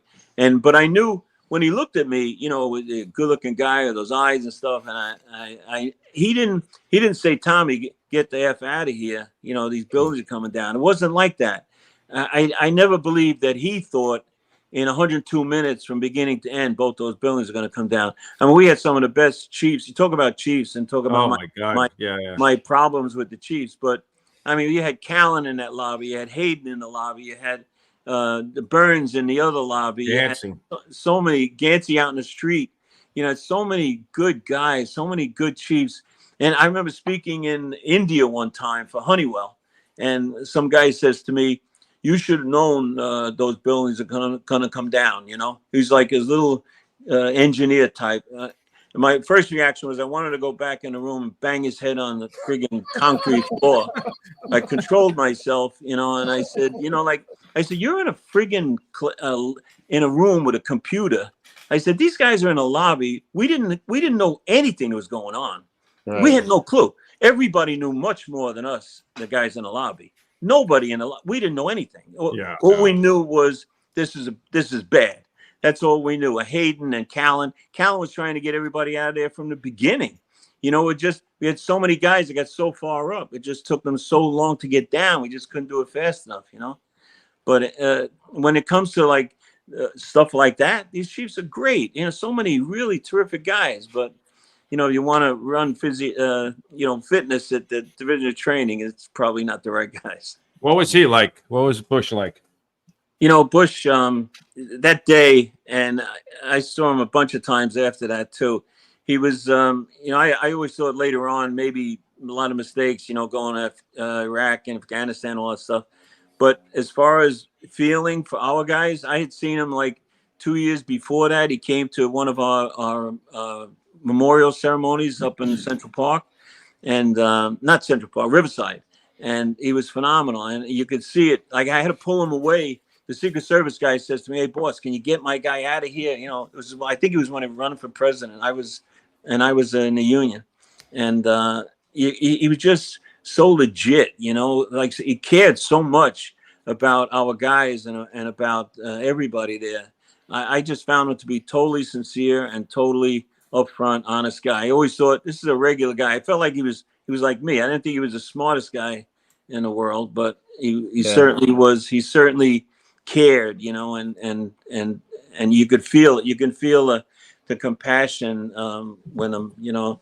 I don't know if you guys heard that story. When I was in a call with him, I said, "We'll meet you over at the thing," and he said, "No, why don't you ride with us?" You know. So I get in the call with him, and he looks at me and he says, "Commissioner, you look beat." He said, "You getting any rest?" I said, "Well, my wife came home last night and I got lucky, so I'm feeling better today." So you said that to the president? Yeah. He looks at me. And so now that's a good story. I thought Pataki shit his pants, but Giuliani knew me. Giuliani knew I was crazy, so he's just shaking his head, you know. And so the president says, "You're the only guy in this car that got lucky last night." So then a couple of weeks later, awesome. I go to what's it? Cinquanta? Was it 14 engine something? Cinquanta. What do you call it? What do they call it? 44. Well, anyway, the engine. It's a single engine, and so he's there. He's having pizza with the guys. So I was there late. I got there late. I walk in, and one of the guys says, "Sit over here, boss." And the president said, "No, come over here." He grabs a chair. He puts it next to him. He says, "How are things at home?" So I mean, that's the kind of guy he was. Oh shit! Cinquanta, 55. Yeah. He could make it in the firehouse, you know. He was that kind of guy, you know. You could see him, you know, dealing with the craziness that we deal with, and the people that are heroes. And I think it had to be the following year. It had to be the following year. I did a whatever it was, something at the UN, right? I ended up going with one of the deputy chiefs, a friend of mine. And we were in like the main area. So there was two firemen, two fire department guys, two Secret Service, two cops, ESU, all, you know, SWAT guys. Everybody's in this central hub, right? And all the, you know, you see all the limousines coming in and you know, people from, you know, presidents and whatever from all around the world. And all of a sudden somebody says, "President Bush is here." So everybody gets up and we kind of all, you know, just come outside the room, and you know, they had the rope there and everybody was kind of lined up waiting for him to come in. And he's like walking in. And everybody starts going, you know, "Hey, what's up, Fred? USA, whatever." He looks, there had to be 50 people. And I was in my class A's. He looked right in my face. He was walking like this. He went like this. He came right over to me and shook my hand. And he says, you know, "Whatever, thank you for your service," or something. I'm like, "Holy shit, man, like the freaking president, man, awesome." You know, I went because he saw you on the billboard. He saw you on the billboard. I think he said, "Are you the Models guy? Are you that Models guy?" I got a call from the Secret Service right after that. They're like, yeah, we want you to come to the Catholic Charities. President Bush is going to be there with his wife. We're going to have dinner. I'm like, all right. Like, what's your social security number? Where do you live? They asked me 50 questions. I went there. We had dinner with, there was probably about 50 guys from the union. I think it was from the union because I was a delegate. And I loved his wife. She was the bomb, bro. She was awesome. Yeah. And he was a cool dude too. Like, he sat down. I got a picture. I don't know where it was. I'm looking for it now. I got a picture with him, his wife. They were just real people, you know? Yeah. Yeah, she was. She came to a lot of the firehouses with me, and her and Libby Pataki also. Really nice ladies. Really, you could feel like they weren't phonies. You know, they really. You could see it. They cared. You know, they really cared.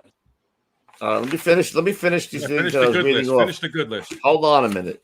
Let me find it right here. It's right here. Hold on a second. I had something. I like the library there, Tom. Yeah, keep slipping down here. You put a little something in front of it. I actually read one of those books. Here we go. One of them. What do you need? All right, Mayor Giuliani funded a $44 million renovation of the Fire Academy of Randall's Island, including a car simulation and a burn building, turning the academy into the premier fire training facility in the country. FDNY provided faster relief and health support for units, fire scenes to reduce the stress at the fire scenes. There's another one. Giuliani secured purchase of the thermal imaging cameras. Wait. Let me give you one thing. Let me give you one story on the training academy, okay? Yeah. So we go through all kinds of hoops, and we get Fort Taunton, which Tommy Fitzpatrick and some of the guys, I don't know how they did it from the federal government. It was, I don't know, I don't remember all the details, but it was a nightmare trying to get it. So we're going to move our training academy to Fort Taunton. So the mayor is going to support it. We're going to give us all the money for it and everything. We're going to get a brand new training academy at Fort Taunton. So now we sit down and we actually say, okay, what are we going to do at Fort Taunton? And then they find out, well, you can't do this, you can't burn, you can't do this, because it's like a lot of rich people live over there and they don't want anything to do with characters like us. The federal government owns it, so you're going to deal with their bureaucracy and all these other things. So I go back to Giuliani and I said, I changed my mind. I don't want Fort Taunton. He said, what are you, nuts?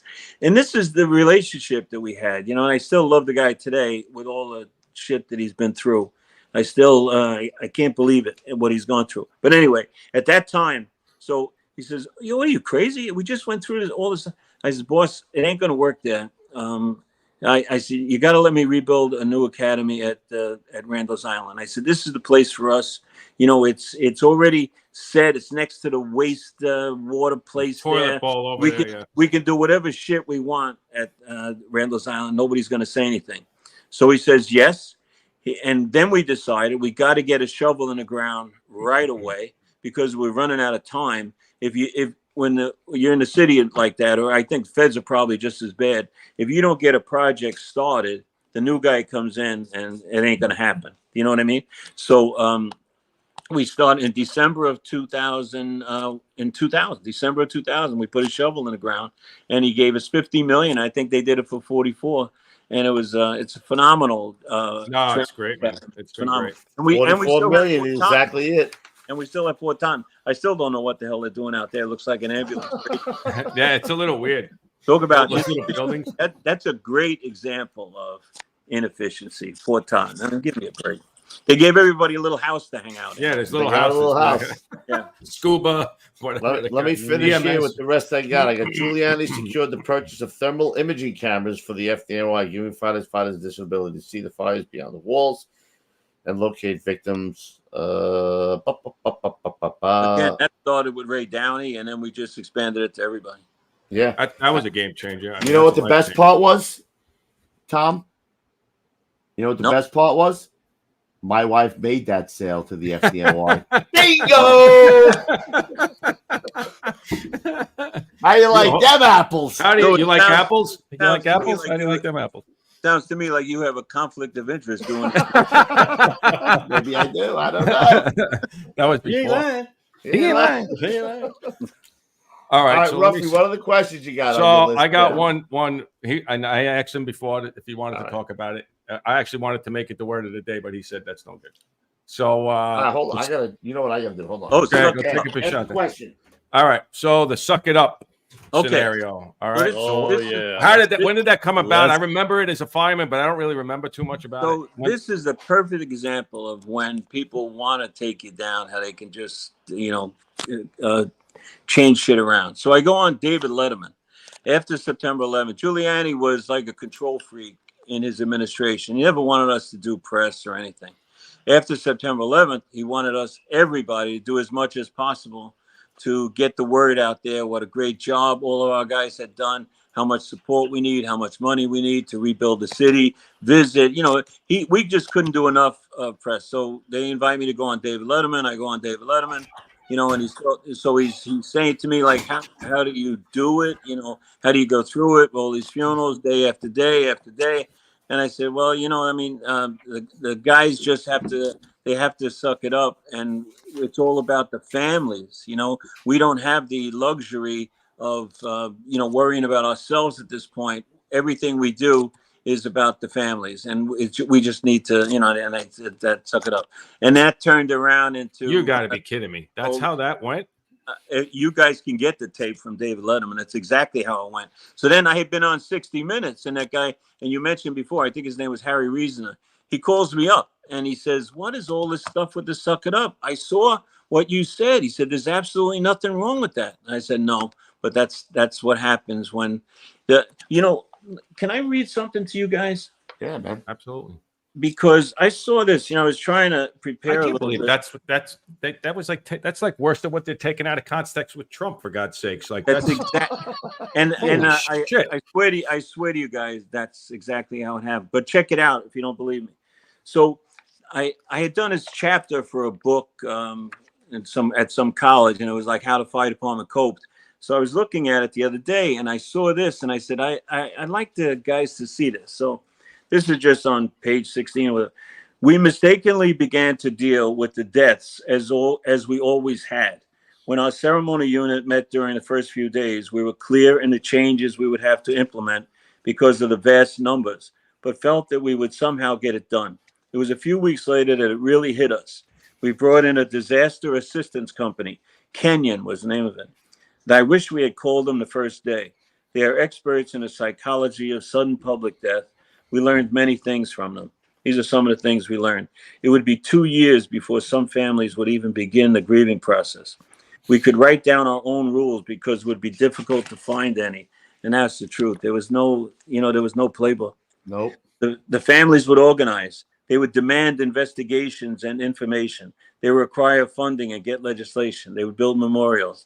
Some certainly were not relevant for right now, but they also warned us of being prepared for unbridled anger that would be terribly exacerbated by not recovering remains of their loved ones. They would need an outlet for that anger. They would come at us. We can only manage our reaction to it.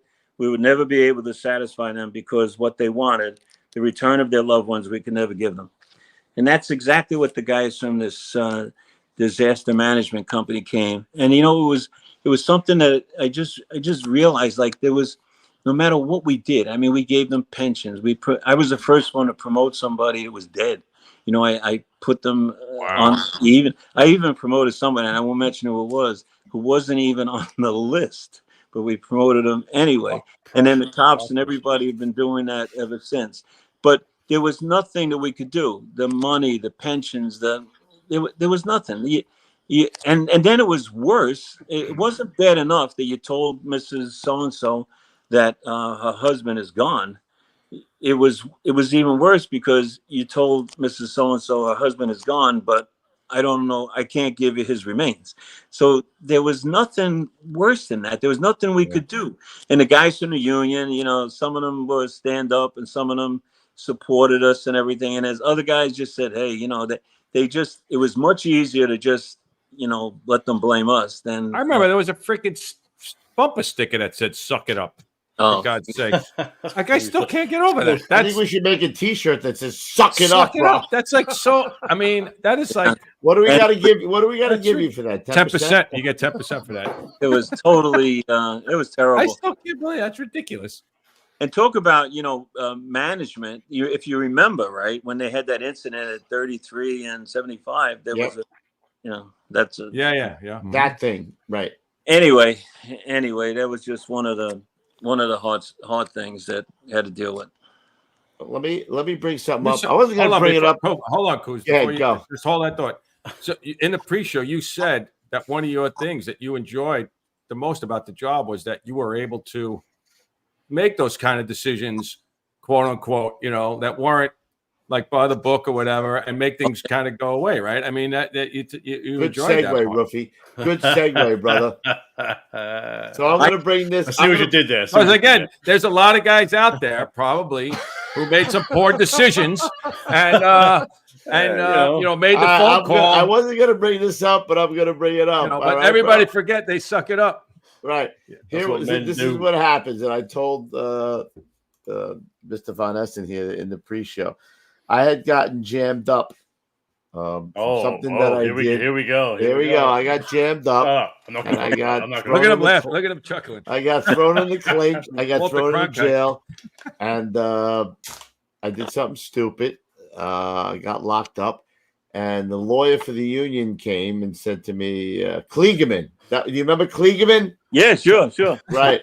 He was the criminal guy. He was the criminal guy. You must have really done something. It was criminal.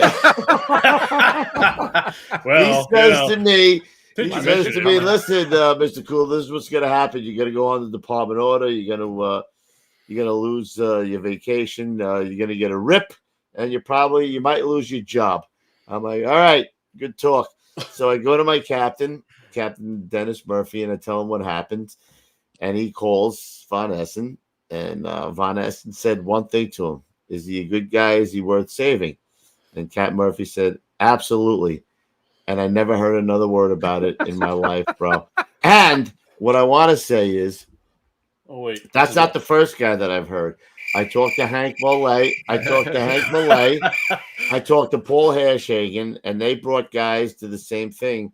And when I got on the show, Tom didn't even know who I was. He doesn't know who I am from a hole in the wall. But I said to him, not only did he save my job, he created the squads, in which I went to the squads.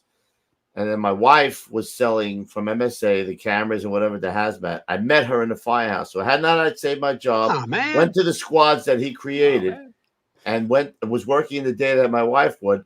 The man changed my life single-handedly. And that's what something that I hear was not something that was irregular to him, that he saved a lot of guys' jobs. So I wasn't going to bring this up because I don't even like to say, I like to try to be impartial, but the amount of hate mail that I got to say the guy did some good things here. You definitely have a conflict of interest. But I can tell you the reason I didn't remember it was because I don't want to brag about it, but it had to happen, I don't know, 25 times in my time. It just so many. And I told you a story of a guy ran into it at the event, at one of the fire department events, and he told me the same story. He punched a cop and they weren't going to hire him, but he turned his life around. And, just to me, and I told you that I was a screw up and I got away with a lot of stuff. And I always felt like, the second and third time, well, that's different. Now we got to fire the guy. But second chances, you got to give people a chance. And then I found this letter I was reading to you guys before about a guy. They called me up and they said, they just closed out the captain's list, and the guy that was left number one has 7 kids. And I said, really? They said, yeah, it's terrible. And somebody said that's horrible. And I said, well, make them. And then he sent letters to me and telling me thanking me and stuff. It was the best part of the job, being able to do things like that.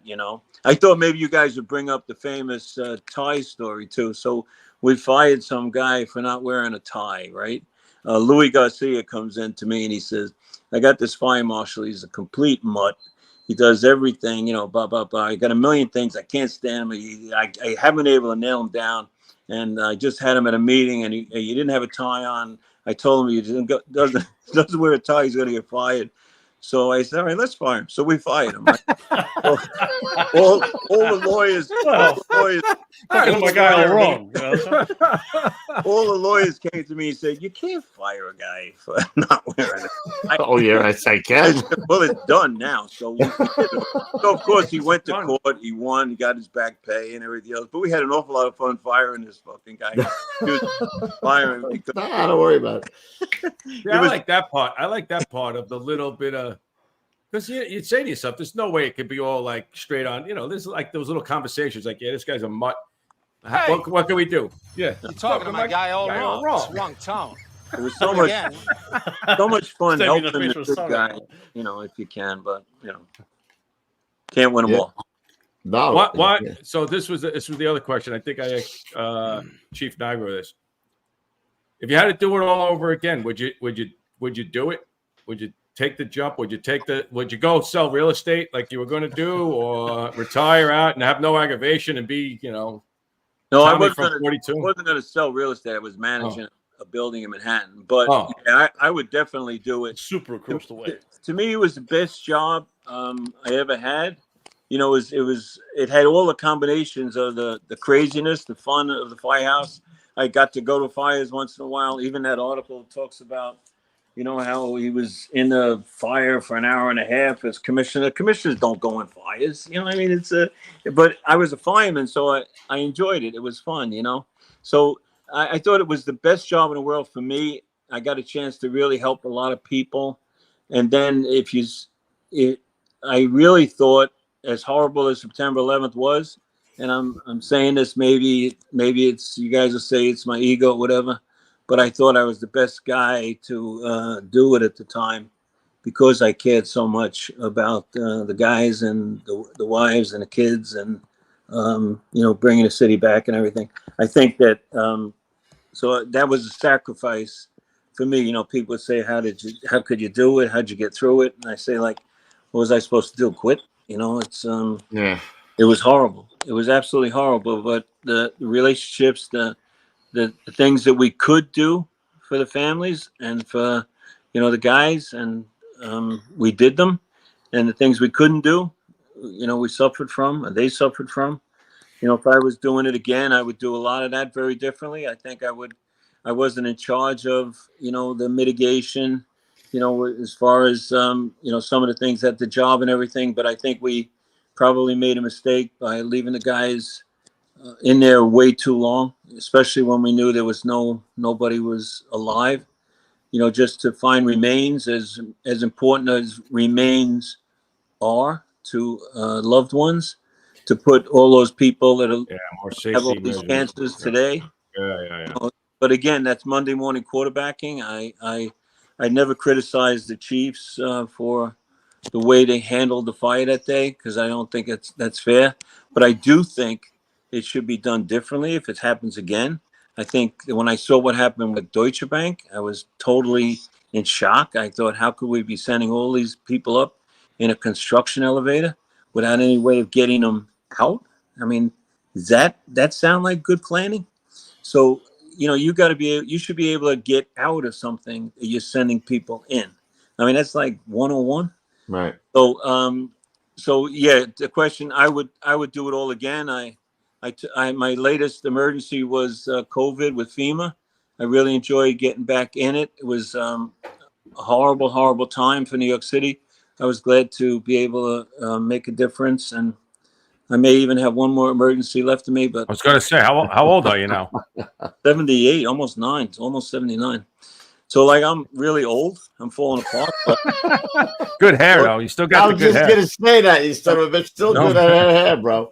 This goes back any further, it'll be in the back of my head. Yeah, look at as long as you don't have this. You don't have this going on, right? You don't have that. You don't got big comb over. Don't look like you have no comb over yet. No, good for you. Yeah. No comb over yet. Commissioner, if there's anything that you could change about yourself and the way you handled something, what would it be? That's a good question. Well, I'm thick as shit. I've heard that from quite a few guys, but it's a good heart, thick as shit, though. Yeah, I am thick. I mean, you know, I hear it from people that care about me a lot, but I don't know. Otherwise, other than That's that, I tough think to change, man. I'm kind of like that too, man. Once you have your own ideas, it's not an easy thing to. other than that, I'm almost perfect. Good for you, Man. Oh, I know what I wanted to ask you. Somebody told me this because we're getting close. Is it like a 50% rate that commissioners don't last their full tenure? Is that a full? Is that a Oh, full? yeah, we're going to ask about. Yeah, why? Yeah, I forgot about. I don't know. I know Lowry they crucified. He was the first black guy. They crucified him. They called him. They were saying he was selling drugs and everything else. So they came after him. O'Hagan was when I was a young firefighter. They used to tell me O'Hagan was a drunk and he was this and he was that. As I get older, I found out O'Hagan was probably the best commissioner we've ever had. That's a tough fucking job. Got us the tower ladders for crying out loud. As far That's as a like tough job, man. making improvements in places like Manhattan is a very safe place. All the buildings in Manhattan are very safe. The ones that we regulate. I mean, we can regulate them because we can hit all those companies up for money. We can't regulate a six-family in the South Bronx. Right. Or in Bevis-Stuyvesant, so we're able to regulate people that have money. So that's why Manhattan is so safe, I think, because of people like O'Hagan, Bill Feehan. When he was early on, they passed a lot of laws. He was a great fire commissioner, young, smart, chief of department, then fire commissioner. Like I say, Lowry got crucified. Bruno got crucified. We'd be outside his office saying, "Jump, Joe, jump." I was there in the union. We did that.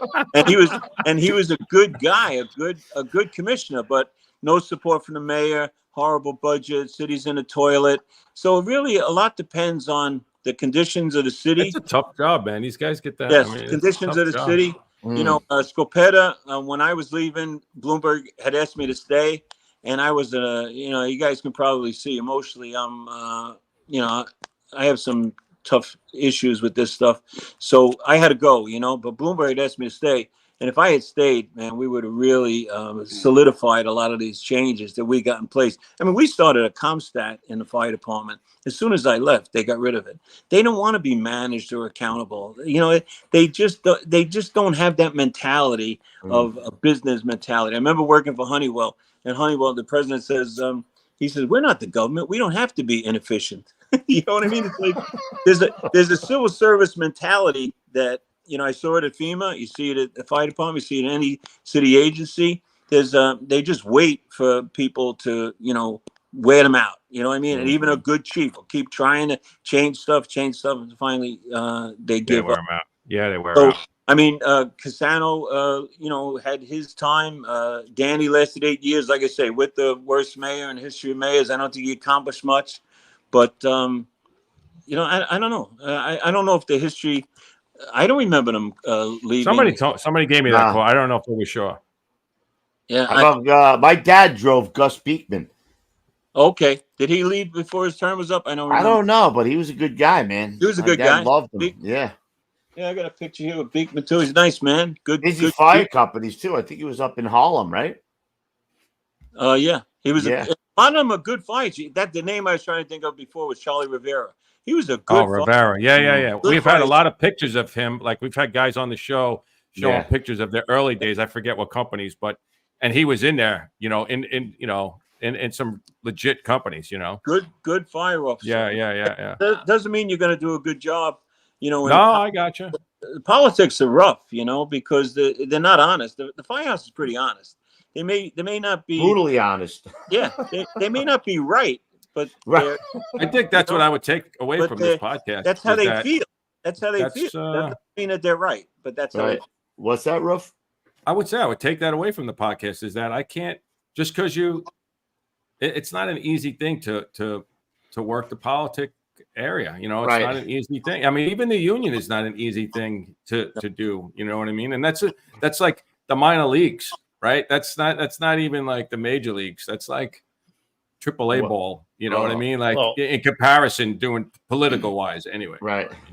So that would be maybe a good question to maybe give some advice for somebody that maybe looking to fill your shoes someday in FDNY or even anywhere in the world.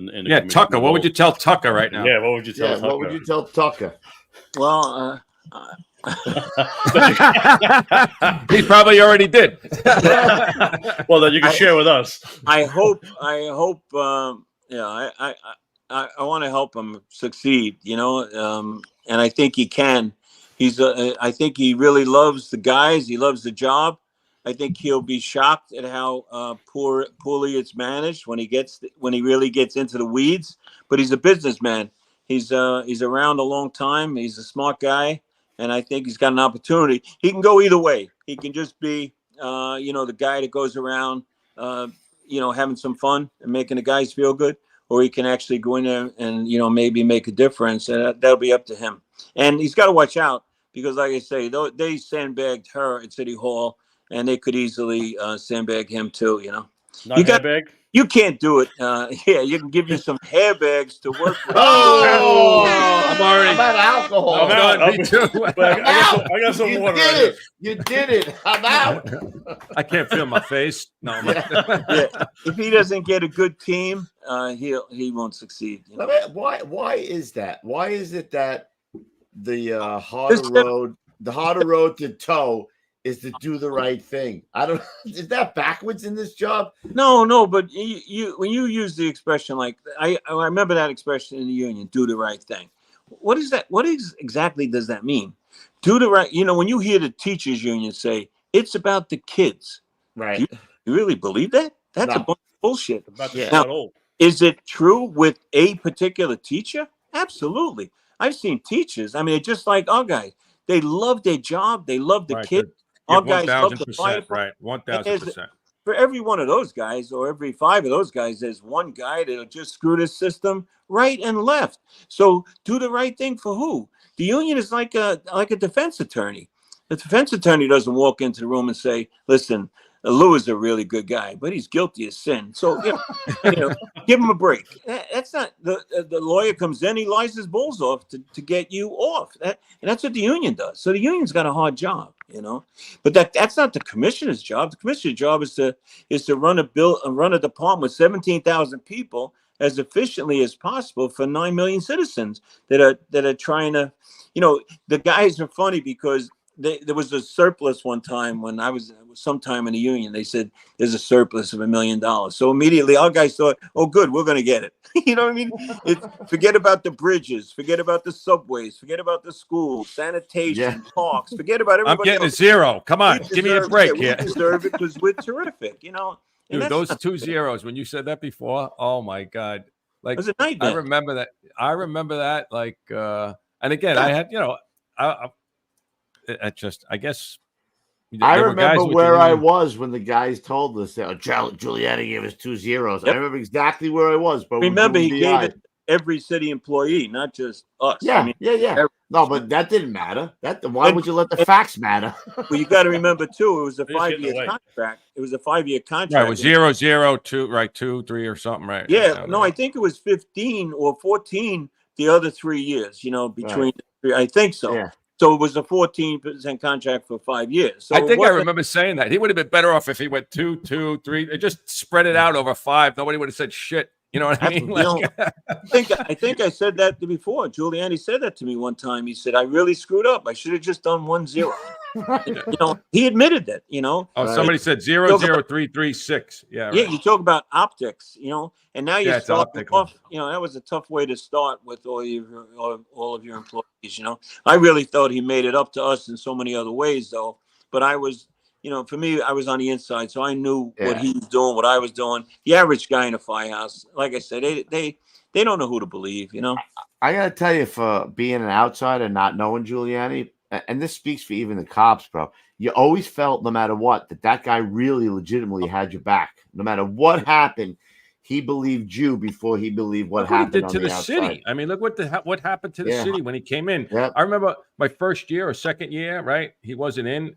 And I went on July 4th, on Independence Day, whatever, 4th of July. I went to like 7 jobs or some ridiculous thing. He came in, like, that was it. 4th of July was done. It was like 0, right? Ruined it for us. We were like, come on, guy, you're killing me here. You know what I mean? Killing me. But, like Tom was saying, like, he was trying to make it safe. Tough, though. Like, even with the cops, like, he supported the cops big time. But as soon as you were a bad cop, he crucified you. So, I mean, But I he always remember- gave you remember the the doubt. guy with the blackface in Howard Beach? Remember in Broad Channel? Wait, I Yes. do remember something about. So I that. had that one. So the lawyer comes up to me. He's a good friend of mine, Mike Block, who just recently died. He said, Good "Tom, I guy, wanna man. talk Oh, he just died? I didn't know Yeah, he that. just died. Really good guy. He says to me, I want to talk to you about these guys. I said, yeah, okay, come on in. So he comes in. Of course, he doesn't come in just me and him. We could talk off the record. He brings in like a whole bunch of other people that sandbagged me later on. But I told him, like, I don't think we should fire these guys. They're just morons. Yeah. If we fired every moron, holy shit, we'd have You'd to have have we got another. like 6 guys. We have like Yeah. 6 guys. So now Giuliani calls me up and he says, what are you talking about? You have to fire these guys. I said, boss, I don't fire them. They're good guys. They're just shitheads, I made a stupid mistake. He said, Tommy, he said, that's not how it works. It's the city of New York. We have a tremendous population of minorities. We have to show them support. We can't do it. So I said, he convinced me. So, of course, now the guys criticize you. You rolled over. You didn't care. I said, I didn't roll over. I think he's right, to tell you the truth. And I wasn't going to give up my job for these 2 morons. You know what I mean? I mean, I don't want to fire them. But if it comes to firing them and having all these lawsuits of people, with the minorities that they insulted them so much, that's what you have to do. Anyway, they won the case. They got back on the job. Then the city appealed and they lost the case. And I was Shit. Did they? like City a case- really appeal that? No shit. yeah, it was like a case in my daughter's a lawyer, and she said they actually was a case in that they studied, all the, whether or not you have the right to say whatever you want, even though you're not in uniform and all that kind of stuff. So, it's not easy to be the mayor of the city of New York. It's a tough job. I feel bad for, people who try. I mean, I think Giuliani really tried. I think he did a great job as mayor, to say the truth. I think he did a you great are putting job, out, too. like, legitly putting out fires every day. Like, every day there's some shit that you don't, like, even if you're personally having a bad day, like yourself in your own life, like, you got to hear some shit about, You got to deal with this guys shit. doing with this blackface or fucking some moron. shit like this. You're like, what the This guy fuck? urinating in public or something, Fighting, right? Oh, my Shit, God. the minuscule We shit. are our own worst enemy. I don't know swear to how. God. I don't think I would. Yeah. I don't think I would have done it. First of all, I don't think I could do it. Like I was thinking about that before when you said, when they called you and said, "Hey, listen, we want you to come for the commissioner's thing," and you were like, "Oh, and then you talk to your wife." I'm like, I don't think I could really do that job. Like, I don't know if I had it like how it worked. I mean, maybe because you were in the politics for so long, it was a little bit easier. But I was going to say that coming right from the firehouse, forget it. No, they'd eat you alive. I mean, I think the biggest education I ever got was in the union. Like, a lot of the chiefs criticized me when I got the job. He's not a chief. He's a dope. I heard a lot about He's that. failed too. 2 Yeah, lieutenant tests and Right. everything else. Oh, the Yeah. can man. That's what I heard. The can man. I You're the never can man. studied for lieutenant tests. Yeah, I failed them. I would have failed 20 of them if I took them because I never studied for it. I had gotten a graduate degree and everything. I knew after 10 years in the union, I really knew the department better than any chief in the department. You know what I mean? Except Feehan. And that's funny because when Safer called me that morning, the only condition they had, he said, there's one condition. I said, what is it? Because I figured they were going to start, that stuff. Keep Feehan. Said, you got to keep Feehan. I was going to ask you that. Yeah, I said, keep Feehan. Jeez, I sure hope he stays. He's a phenomenal guy, a phenomenal leader, and he had the respect of all the people. And he admitted to me later on, he said, I was really pissed off when you got the job. I thought I deserved it. I was older than you. I knew more. I had the experience and everything. Wow. He said, but he was man enough to say it to me. He always supported me. He was totally loyal, gave me such great advice, never tried to take me down or embarrass me. And a couple of years later, he said to me, they were right. He said, you had the balls to take all this stuff on. He said, I didn't want to do that. He was fine with just trying to keep the guys safe and putting out fires and stuff like that. He didn't have the stomach for, dealing with all the dirt bags and the hair bags. I went to proby school with his son, Johnny Feehan. He's a great guy too, man.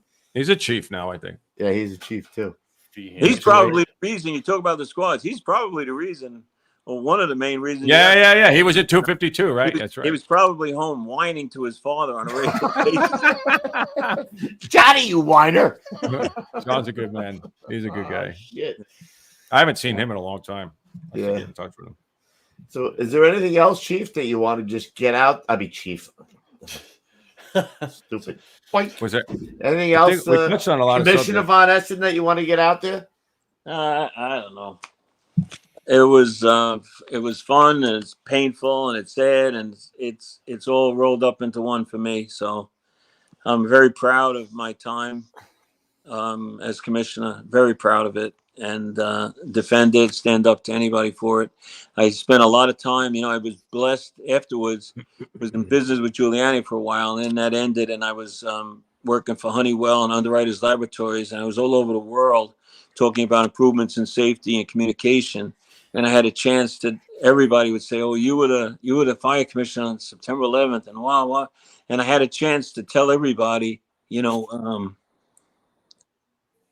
great the guys were about what a job they did that day. And I felt that people would say to me, "Do you think anything good came out of September 11th?" And I always said no. I couldn't think of anything good, except the fact that the people around the world understood then how brave those guys were. No doubt about that. What our guys did that day was they raised the boat for every firefighter throughout the world, because everybody then saw, like, holy shit. Nah, no doubt. They ran to that building and they couldn't get out in time.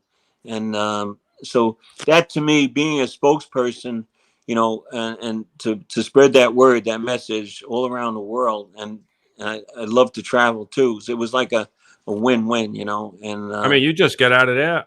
I mean, I've seen videos of you in the lobby. I mean, it must have been by the, skin of your teeth that, just wasn't your time, right? Obviously. I felt so good that nobody I was in the lobby with got killed. Nobody.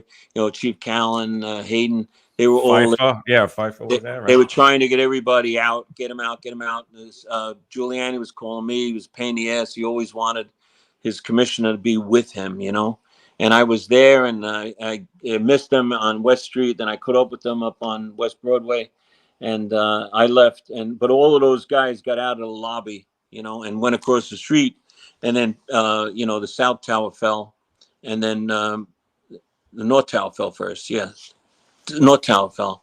No, South Tower fell. South Tower fell first. And then Pete moved everybody north, and Pete and Feehan stayed, and then they got killed when North Tower fell. So but all those people that I was with, I never had that level of the next level of guilt. Yeah, guilt. Yeah. Survivor's guilt. You're with a bunch of guys, and you're the only one that survived. Like I saw that with one of the firemen. That's just horrible to live with that, because you're always second guessing yourself. And I never had that. I never had those feelings of anything that I did was, hurt, anyway, I got you. The shit sandwich.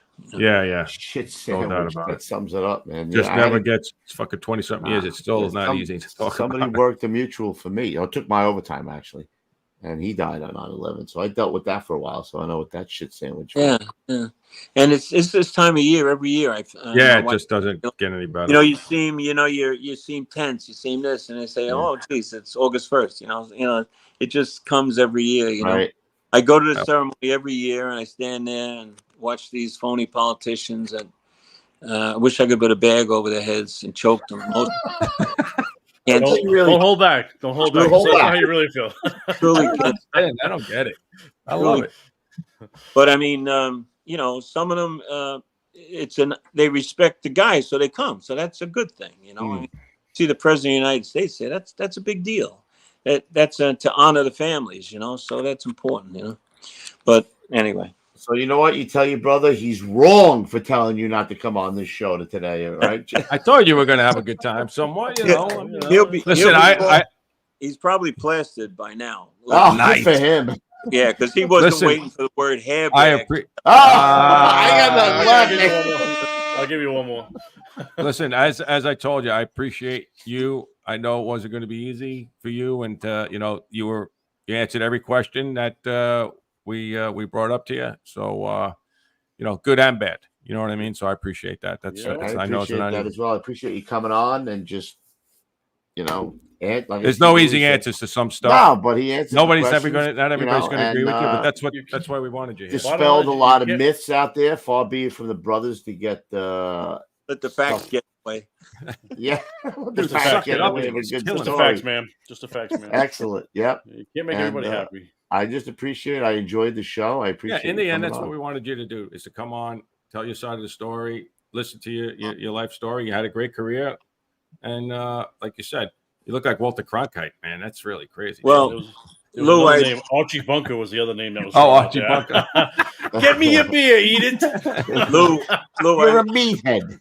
I appreciate your positive comments with the other guy. His obvious conflicts of interest. I would expect nothing. You might be getting another call tomorrow morning. Listen, nobody said you had a sense of humor. Who said he had a sense of humor? This guy, crying out loud. I also appreciate him putting up with the shaky phone. Like he's been probably like this fucking phone. Yeah, That's just been I'm sorry to damn Just lay something in front of it, so don't slide.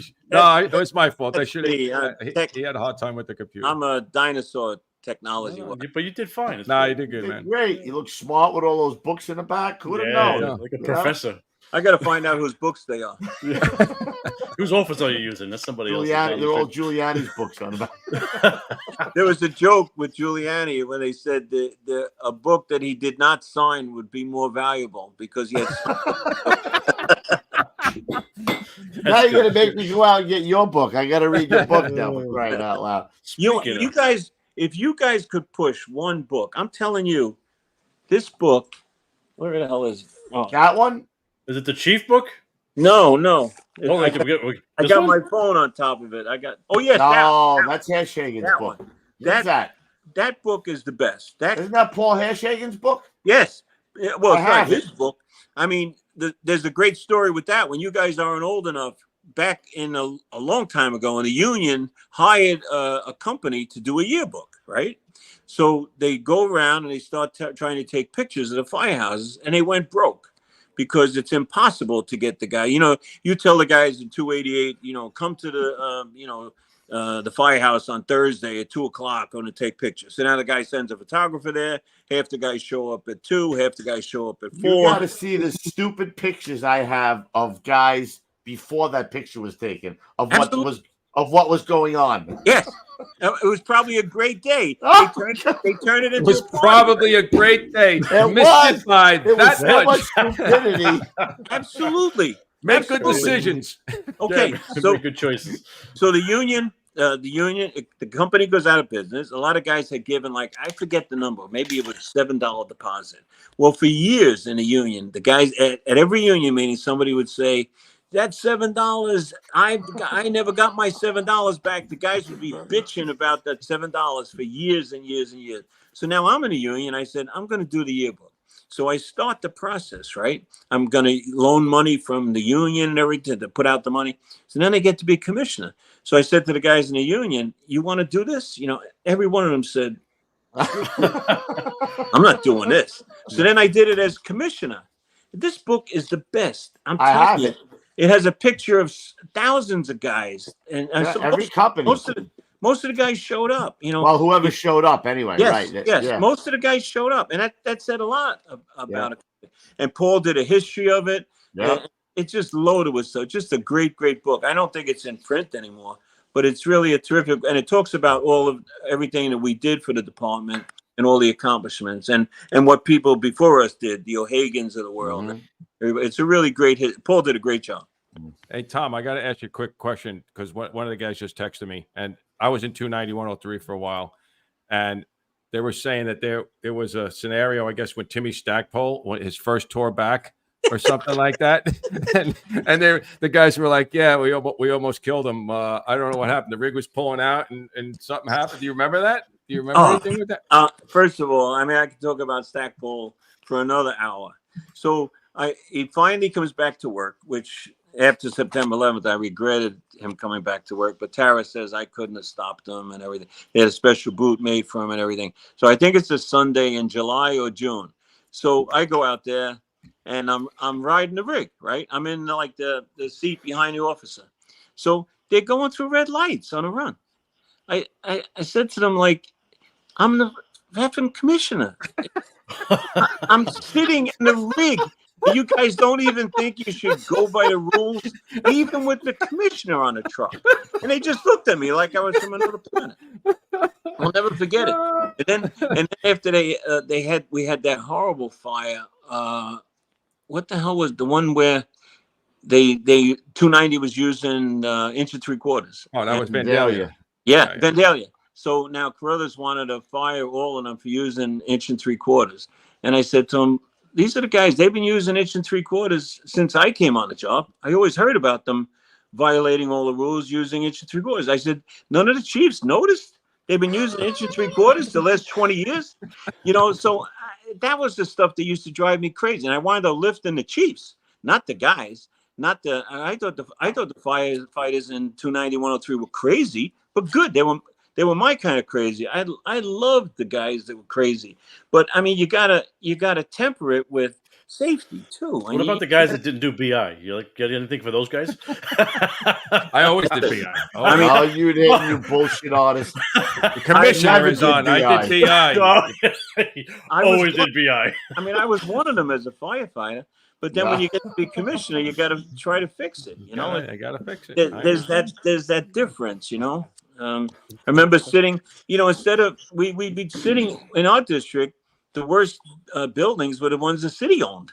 So there wasn't really a lot of buildings. Yeah, right. And you can never write them anyway, right? You never ordered anything anyway. Talk about inspection. How about the Father's Day fire? Those guys died that day because that was a hardware supply. That wasn't a hardware store. No. You mean the people who were inspecting that building and doing building inspection didn't notice that was a hardware supply? That's why it exploded like that, where that gas heater went or whatever. So these are the things that we joke about, fire prevention and inspection and stuff like that. Right. When you're the boss, it's like being a parent. You're trying to keep everybody alive. You can't keep everybody alive if everybody thinks it's okay for me, firefighter Tom Von Essen, to be laughing about building inspection. It's not okay for Fire Commissioner Von Essen to be laughing about it. Right. Hey, Commissioner, I got a question for you, guy who's fucking busting my balls, who thinks we didn't ask any tough questions. How did Building 7 burn down? Was it the OEM office? I don't even know what the fuck that means. Why do you even answer that question? What's the matter with you? Well, this guy's irritating me. Wait. No, so there was a story to that one. So it wasn't the OEM office. From what they said later on, there was a Secret Service or FBI or somebody had auxiliary tanks there, and that they caused the building to explode and burn down or whatever. But the right decision, I think, was made that day. That building, I came out and I went into fully involved, right? Yeah, let it burn. I looked Yeah, at it was fully OEM. involved. Yeah. And they decided, the chiefs decided, everybody was out. The super of that building made a decision early on to evacuate that building. I give him a lot of credit. He had the courage to. OEM was in there. We couldn't even get in there to the OEM office. He made the right decision. Whoever made it to evacuate that building. That's a conspiracy theory. This thing? That's what this guy's asking. Ask a tough question. So that's the question you asked. That's the one he asked. What's the matter with you? Did I tell you to stop reading the fucking chat? I should stop, right? I should stop reading the chat. I want to choke the shit out of this guy. That's not a tough Tom, question. I appreciate you coming on. I appreciate you answering all the questions. Go listen to the guy.